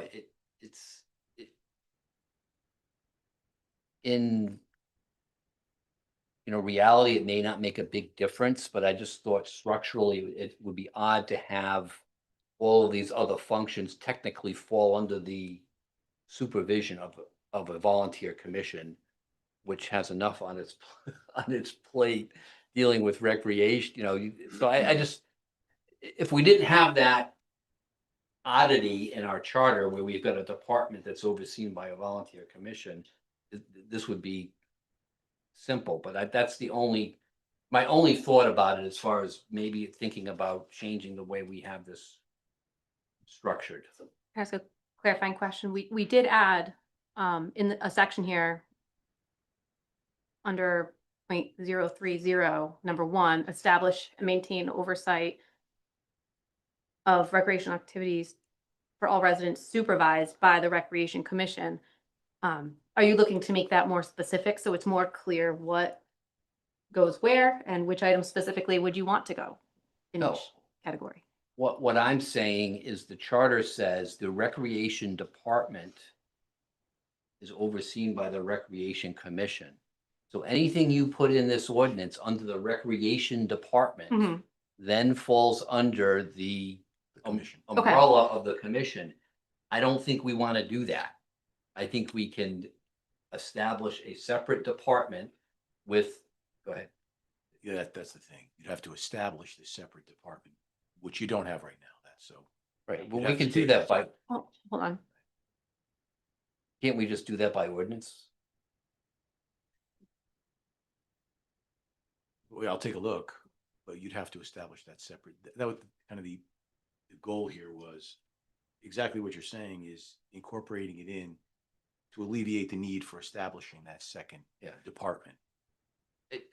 Again, if we can establish a department by ordinance, that department by ordinance, I think that would be better. If we can't, then this is what we're gonna have to deal with. And I get it. It makes sense to consolidate them, but again, the problem I see is we've got this No, I, charter provision, which puts a department under the supervision of a volunteer commission, which. Madam Chair. right, I understand the concern. That was my concern last time as well. So you do want to separate them out. I want to say, I think they should, but if we can't, because we need a Right. charter Fine, I amendment think to Aaron's do looking it it, up. then We'll go ahead, Dan. So per charter, section 4 in 3, I think, yeah, section 4 in Article 3, it says that we can establish by ordinance any town department. Now, to Mark's point, there's nothing that says that we can't have a director that oversees multiple departments, which we just did, which is our zoning official now oversees building and zoning. So I think that would clean up Mark's concern. And I think that's something that we discussed briefly the last time this came up. But it seems like we may want to consider creating a new department and having one director oversee both. Is that something that you think would be helpful, Mark?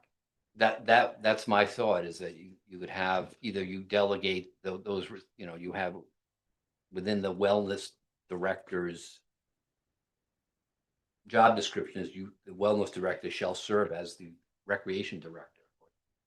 And we Yeah. did look, So I was going to make, no, sure, go ahead, Aaron. so we did look at that, but unfortunately in the ordinance under powers of Article 3 of the town council, it says you do have the authority to establish by ordinance any town department, office, or agency consistent with the charter and the laws of the state of Rhode Island. And so our charter does not have that department defined.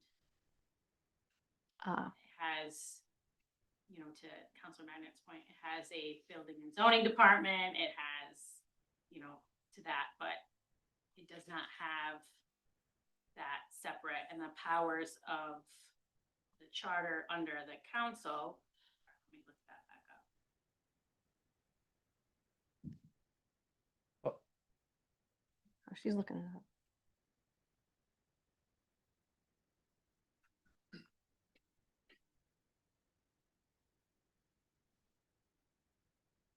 It's established by ordinance any town department, office, or agency consistent with the charter and the laws of the state of Rhode Island.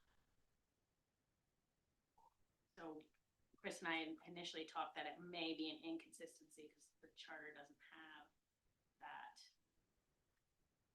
department specifically prescribed. And so I think that's why, even though, Mark, we're very well aware, we tried to amend that recreation part of the charter because it doesn't make any sense for a staff person to be overseen by a volunteer board. That is the current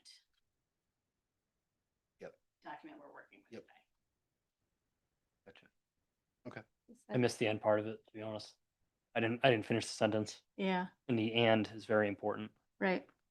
So is there a way we can be more clear in the responsibilities section that anything that's health, wellness, or senior related is not oversought by the recreation board? Because that was a concern we had last time. I thought we had added a little language that would have clarified it, but seeing it, I can definitely see the concern here. Solicitor, do you think there's a better way we could handle that? Sorry to put you on the spot. That's okay. By the way, it wasn't me, it was Mr. Reynolds. What I'd like to do is this. Let me go back. I'll do an analysis and I'll have Okay. it to you on the different permutations and possibilities. And you can decide how you. Okay. So then we would be looking for a motion to table this to the next meeting. But before we do something like that, does council think that the senior activity should be handled in the same manner? The next item on the agenda, No, because that's a different department. All right, that answers that. And seniors does not exist in the charter either. The senior activities is. The under a committee. commission, Yeah, the so just committee. to clarify. Okay. So then I will make a motion to ask our town solicitor to further review the discussion this evening and table this to the next agenda. Okay. Right, any further council discussion on that? On that side? All right, One- sure, go ahead, Jeff. We, I don't know if this is possible. Could we have it laid out like Erin did the, Oh, like the chart? yes, Yeah, because there's so many things going on. It's like, and what people do and what they oversee. I just think that that would be, yeah. I agree. That would be helpful. you'll have it if possible. All right, Thank you. Councilor Madnick? Sorry, yes, Madam Chair. So one of the things that we might want to look into, solicitor and town admin, is that the Recreation Commission has its own ordinance in Title IV. And there's nothing that prevents the council and the community from changing the definition of what the Recreation Commission oversees. So that could be something that we consider. And I know that Mark was hard pressed to expand their responsibility as a volunteer commission, but I think if we're working towards where I think we're going, we might want to take a look at changing the responsibilities of the Recreation Commission as well.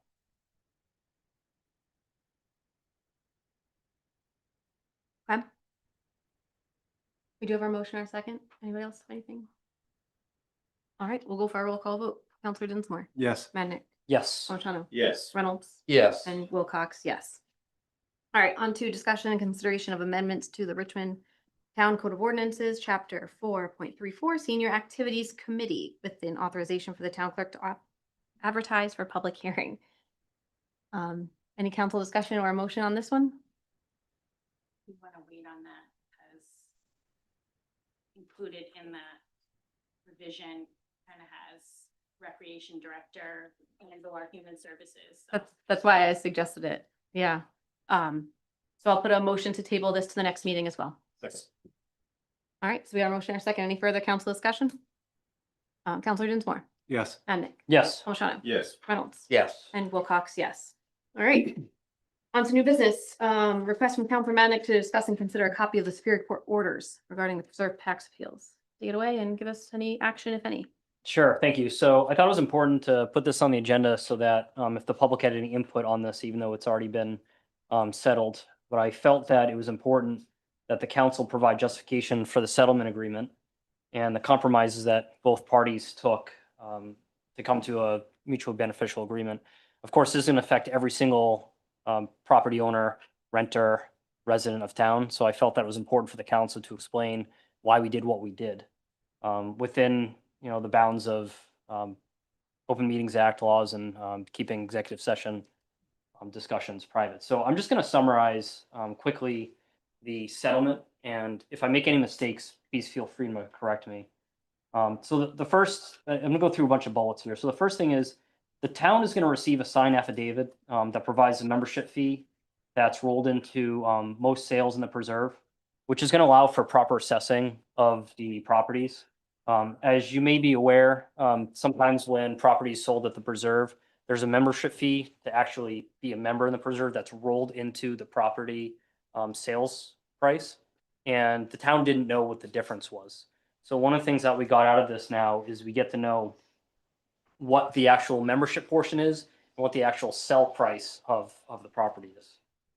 The deduction off of property is limited to 500,000 total. So you couldn't have a situation where the brewery says, hey, the membership fee is now like $1 million and the sale price is only $200,000. So we weren't going to be, caught, blind with that. So we made sure to put that in there. We just didn't want them to increase the membership fees to gain an advantage and more deductions that the regular people like us don't have the ability to get. All residential property gets a reduced assessment by 12%, which is somewhat reasonable based on what our real estate attorneys are telling us. They said that typically real estate assessments can be within like plus or minus 8%. So 12% was a little bit of, okay, we're going to give you a little bit of something, you give us something. So we felt that was somewhat reasonable. One of the things that the preserve has that other locations don't have in Richmond is they have these tiny houses. They also have what they call these novelty accessory dwelling structures, something that we came up with and defined on the planning board years ago. One of the concerns that the council had is, are these tiny houses actual houses? So what we put in the settlement is that if the tiny houses are considered by the state as a movable vehicle and they get a license plate, then they will not be taxed. If the state decides that they are actual real property, then they will be assessed as such. So they actually have to provide that information from the state to us. The novelty dwelling accessory structures that are pretty much beside these tiny houses, those are assessed as real property with a 12% reduction. The commercial property at the preserve is reduced 10% in their assessment, not 12%. So there's a little bit of a reduction there.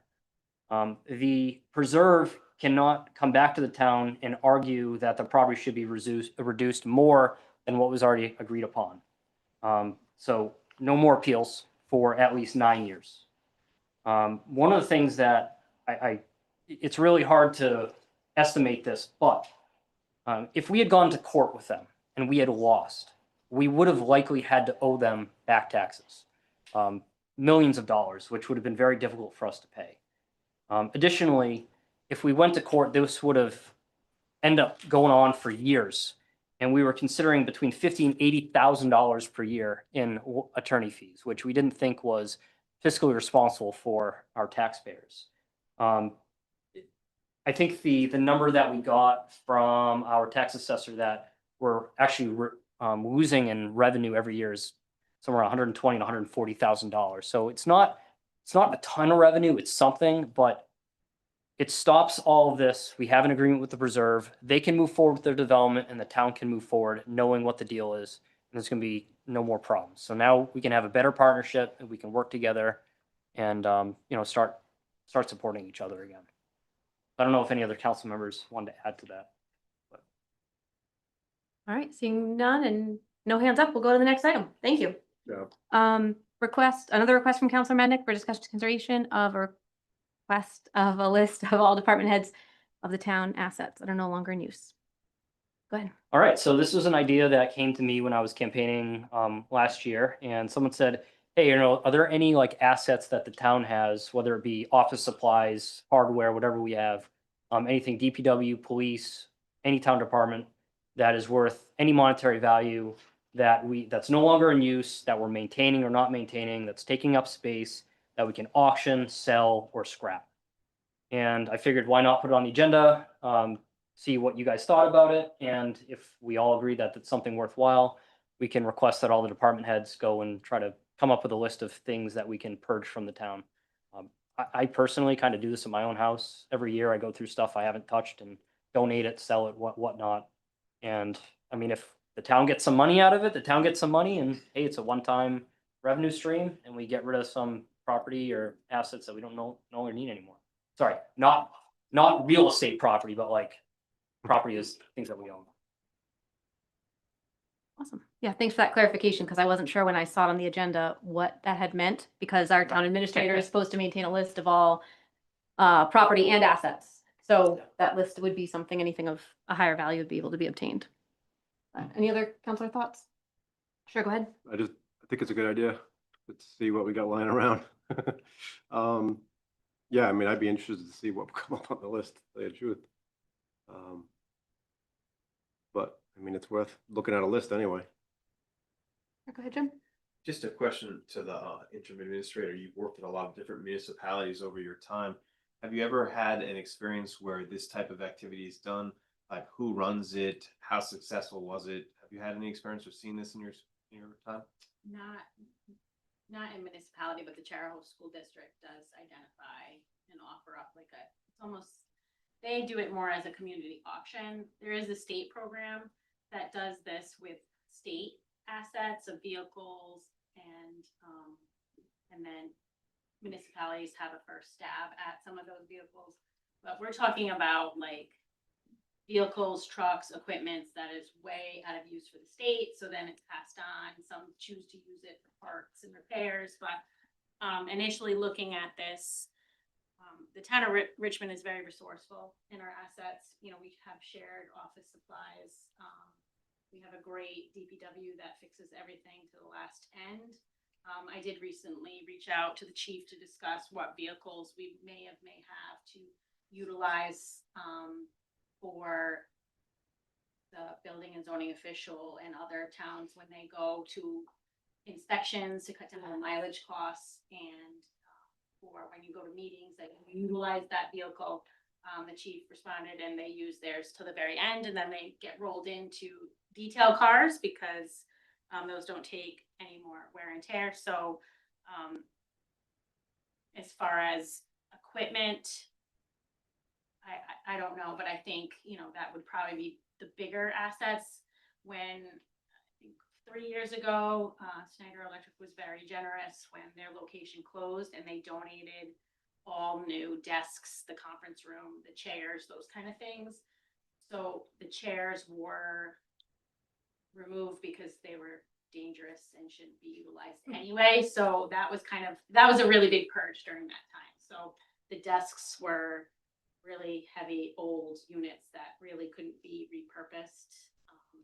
Besides, we did move some of the chambers meetings out to the table, and we use that for public events. It's under overhang, but I think it'd be interesting to see what staff has available, but how that would run, I think that's a separate conversation that would probably be identified depending on what we have. I mean, I asked for a power washer, and I don't even think we have that in our stored, you know, because a lot of employees bring in their personal stuff to utilize to cut down on the budget. So I'd be curious to see what would go on the list, and then process after, if you guys are so inclined.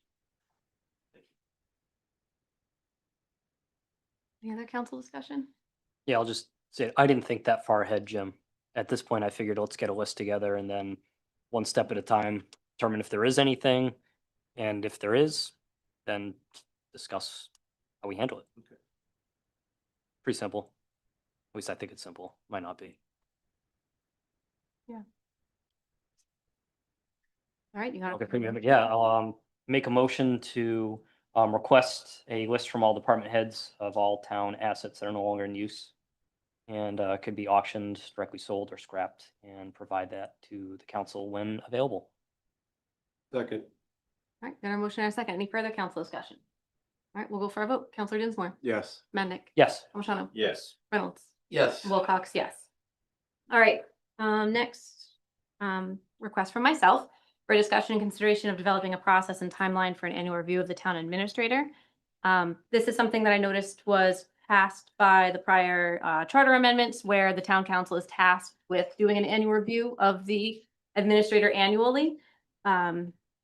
And we don't have a procedure for doing that, which can just make it difficult to ensure when you do it, how you do it, and when it gets done. So my goal for this evening was to share a little bit of my thoughts, get a little thought from the council, how they feel, and ultimately postpone it to a future meeting for a final approval.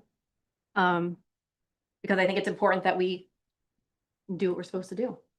And I was thinking a good time to do it would be in like August or September, because it gives the new council a chance to work with the administrator.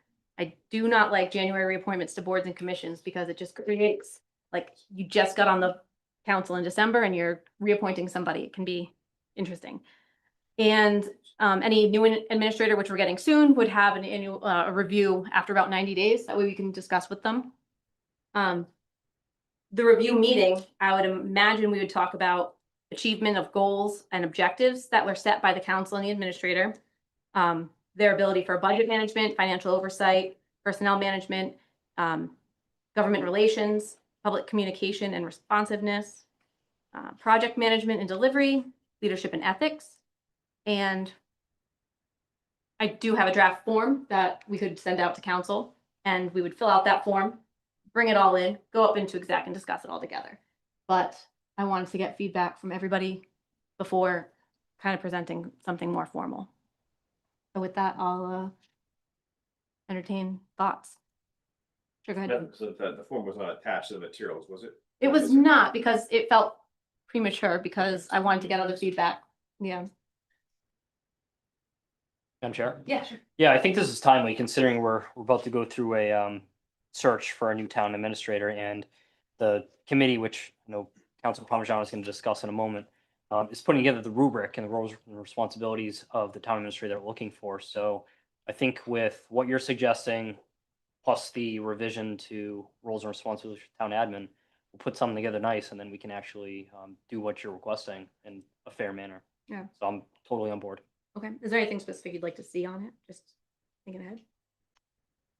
Not at this moment. I think I want to wait to see what the search committee Mhm. comes up with for the roles, responsibilities, and the qualifications of town admin. And then we can take that plus the rubric that you're putting together, kind of compile them, and then I think we'll be able to come up with something pretty nice. Awesome. Any other counselor thoughts? Just gonna say. Sure, go ahead. I would just say it might be helpful to look at what other our neighboring towns have in place for their evaluation process, if they have one. Do they seek input from staff? Do they seek input from residents? You know, we as town council members, certainly we interact with the town administrator. But the town administrator interacts with us probably less than anybody else that Mhm. they work with. So, you know, I think, you know, getting feedback from a variety of sources can be helpful, depending upon what what criteria you're looking at. An administrator may communicate great with the town council because they're overseeing Yeah. him or her, but may not communicate as well with staff or residents. So I think you need to try to get information from a variety of sources, understanding that people are more likely to come forward with negative feedback as opposed to positive feedback. So you obviously you've got to take it for what it's worth, but it's still kind of all has to factor into the overall. Yeah, that's a good point. I did look into other municipalities, found a lot of information in Massachusetts and Connecticut, and did not notice that they would reach out to other staff members, but I do like that idea. I do still think it's a good one. I don't, it's. Yeah. It's something. And I don't know, maybe Aaron could reach out to Jeff Allen and Brian Russo, Rosso in Hopkinton and just see what their process is. Go ahead, Jim. Yeah, thank you. I think the benefit of having a formal process is that it'll be more objective and rather than subjective. I mean, it gives you an opportunity to reflect. And and what we're looking at from the search committee, there are some pretty clear key competencies that are required for someone in the role of a lead of a municipal administration position. So, if it were the purview of the council to even have that matrix aligned to those key competencies, have an opportunity for that we as a council could keep that as a running record throughout the year, and that way we're actually putting actual incidents or things that we want to either recognize or have questions about, and then bring it up as part of that review process. The other thing I would say is that we talked about there are things like 180 reviews and 360 reviews, right? The 180 is going to be something where they're getting direct report feedback as well, and the 360 is going to be direct report feedback up and down, so from council as well as possibly a dotted line or people that are supported by that role. So that's another avenue. But again, depending on how complex or comprehensive you want, today we don't have anything. I think maybe a small step forward for that review process that you're outlining. We can take a look at that. Sure, go ahead, Erin. So we currently do utilize a performance-based evaluation of all staff. Town administrator would do that annually to department heads to their staff, have a meeting for comments and feedback, but we do have a format that can be utilized as well. That's great. Awesome, thank you. So this is something new? Yes, So the town administrator never had an annual review? great. Okay. Not that I'm aware of. No, I think this is very important. Especially coming up with, obviously picking a new person soon, like you said. I Yeah. mean, it makes total sense, obviously, to have something like this in place. Okay, great. So I'm gonna just make a motion to continue to the next meeting and have more information there. Second. Thank you. Any other counselor feedback? All right, we'll go for a vote. Counselor Dinsmore, Yes. Bendick, Yes. Palmigano, Yes. Reynolds, Yes. and Wilcox, yes. All right. I moved away from my agenda. Jim. Up to, Jim and his town administrator search committee update. Take it away. Thank you, Madam President. Just an update for the public on this. We have a great group of individuals who were nominated by council who are engaged in this process. And we're currently refining the posting and determining where and when it'll be launched. So a lot of our conversation around the details of that did happen in executive session, but I can share with you that's what our next step is, to really have that posting. Obviously, we want to start getting applicants responding to that. We're defining the process for reviewing, interviewing, and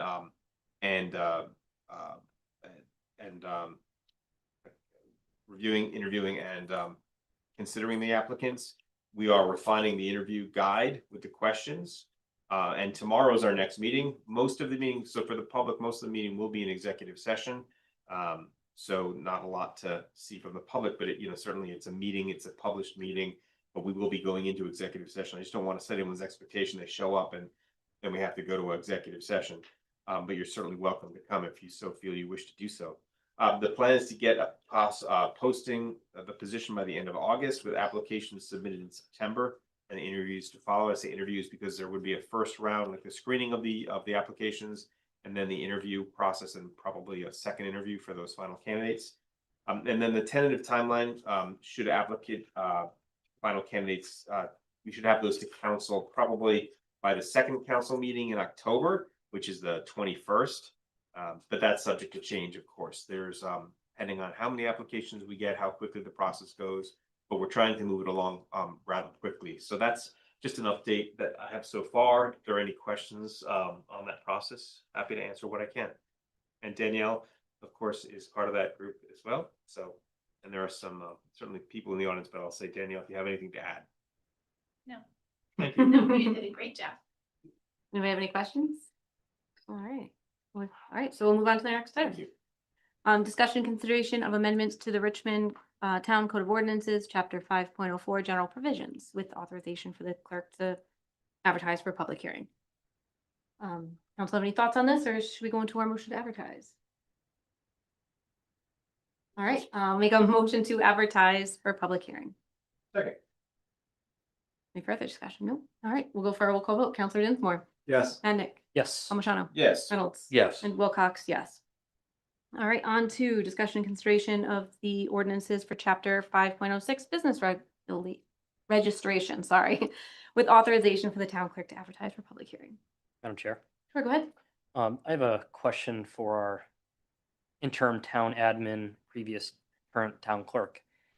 So the intention here, I got two questions. The intention here is to keep this as business registration and not change the title to business licensing. No, so the current chapter is entitled, so we should have strict that, is business registration.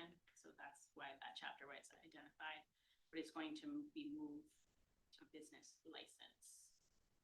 Okay. From registration. Got it. And then follow-on question, just gotta scroll to, same page. So 5.06.010 license required. Just want to make sure I am understanding this correctly. This requires every business to request a license, regardless of what type of business it is or use. Correct. So currently, every type of business operating in town required to have a business registration. And so there was some confusion that registration was actually a license, and it was not. And that was initially done, I think, a lot for the tax assessors to determine what businesses were in town, what those tangible properties are, when those were taxable, which they're no longer taxable. And so it's more of a general business license. However, you'll see below that if you are operating required something such as a liquor license or an outdoor entertainment, that you would still need to obtain that. However, if you don't, say, have a restaurant or you're opening a home business or small farms, that's a lot of our our business registrations. And they aren't really getting a licensing authority, they're just registering it. So, it would be for those home occupations that are permitted, that don't require a food license, a liquor license. So we're just kind of cleaning up that language to be more in line for what a license is, as well as the fact that most businesses had to also register their trade name, and that's now being done with the state. So we didn't want to confuse that process anymore by changing registration to an actual license. So I think it's going to be a benefit to the business, as well as clean up this language that was kind of confusing on what actually a registration provided them, Right, besides the reporting mechanism. just to follow on to that, so I know we'll talk about this public hearing, but there's a new section 5.06.070. It's on, I don't know what page that is, because it's not marked. Two. Yes, two. Sorry, I'm scrolled. I just have a long Oh, you're looking at 155 all of them. PDF, yeah. Gotcha. So any business license, it's $25, so it's not like it's a ton of money. It's money, of course. It doesn't seem, in my opinion, to be a barrier to open business. And what I like about this is if the license is renewed, there's no fee. So one-time license fee, $25, done. And that's gonna be more of a just processing paper and submitting versus coming in front of council and having advertising requirements and stuff. Just to keep their information current, should they, have a new owner manager, new contact information, just to keep that, but there'll be no penalty or no fee associated with renewal, because it's going to be more streamlined technology wise and not paper and mailings and newspaper ads that do cost to everybody else who's not operating. Awesome. Any other council comments? All right, so can we have a motion to advertise for public hearing? So moved. Second. Got our motion or a second, we'll go for our roll call vote. Counselor Dinsmore, Yes. Madnick, Yes. O'Shannell, Yes. Reynolds, Yes. and Wilcox, yes. All right, communications, petitions, proclamations, resolutions. Madam President? Yeah, you got something to pull? No, unless Oh. there is, I would make a motion. I don't see anybody raising their hand. Go ahead. All right, a motion to file communications and petitions 1A through G. Second. All right, we got our motion and our second. Go for our roll call vote. Counselor Dinsmore, Yes. Madnick, Yes. O'Shannell, Yes. Reynolds, Yes. and Wilcox, yes. All right, now on to executive session. Would like to make our motion and read all the fun stuff. Sure, go ahead. Motion to conduct executive session pursuant to RI General Laws, Section 42-46-5A1, Talia Gillette. Pursuant to RI General Laws 42-46-5A5 regarding potential acquisition of real property. Pursuant to RI General Laws Section 42-46-5A2 and 42-46-5A5 regarding potential litigation, Wood Road encroachment matter. And pursuant to RI General Laws 42-46-5A2 regarding potential litigation, Jordan Carlson. Second. All right, so we have a motion or a second. We'll go for our roll call vote. Counselor Dinsmore, Yes. Madnick, Yes. O'Shannell, Yes. Reynolds, Yes. and Wilcox, yes.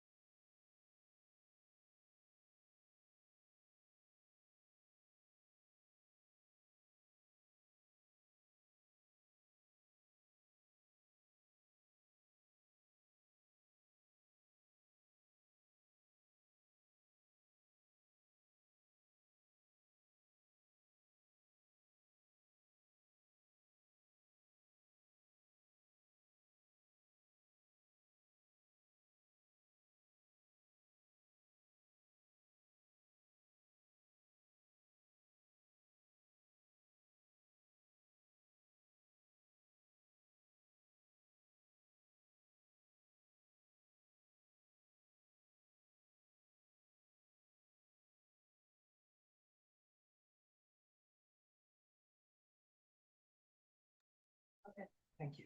You're welcome. We're on? Go ahead. Motion to exit executive session. Second. We'll go for our roll call vote. Counselor Dinsmore, Yes. Madnick, Yes. Palmigano, Yes. Reynolds. Yes. Wilcox, yes. Can I have a motion to seal the minutes? So moved. Second. All right, we have a motion and our second. Counselor Dinsmore, Yes. Madnick, Yes. Palmigano. Yes. Reynolds. Yes. And Wilcox, yes. We got our motion to exit. We got our motion to seal. There were 2 votes taken in executive session. One was a motion to go past 9 o'clock. That was made by Counselor Madnick, seconded by Counselor Palmigano, and it was approved unanimously. The second was a motion to authorize our town solicitor to ask Al Diario to prepare necessary maps for the administrative subdivision of Wood Road. That was made by Counselor Reynolds, seconded by Counselor Madnick, and it was also unanimously approved. Was that an authorization? It was an authorization for Mr. Diorio to draft the maps. Right. Right, but like, we're asking you to tell him because I don't think he's watching, right? If I read it wrong, feel free to reread it. No, No, not it's wrong, just maybe just to clarify that the council voted to authorize Al Diorio to draft the maps for the Wood Road matter for the administrative subdivision. All right. That was That- made that- by I- Counselor Reynolds and seconded by Counselor Madnick, and it was also unanimously approved. So I've hit all the check boxes of exiting. Yes. All right, motion to adjourn. Do we have to seal the minutes? We did. We did, okay, we're good. So moved. Second. All right, roll call vote. Counselor Dinsmore. Yes. Madnick. Yes. Palmigano. Yes. Reynolds. Yes. And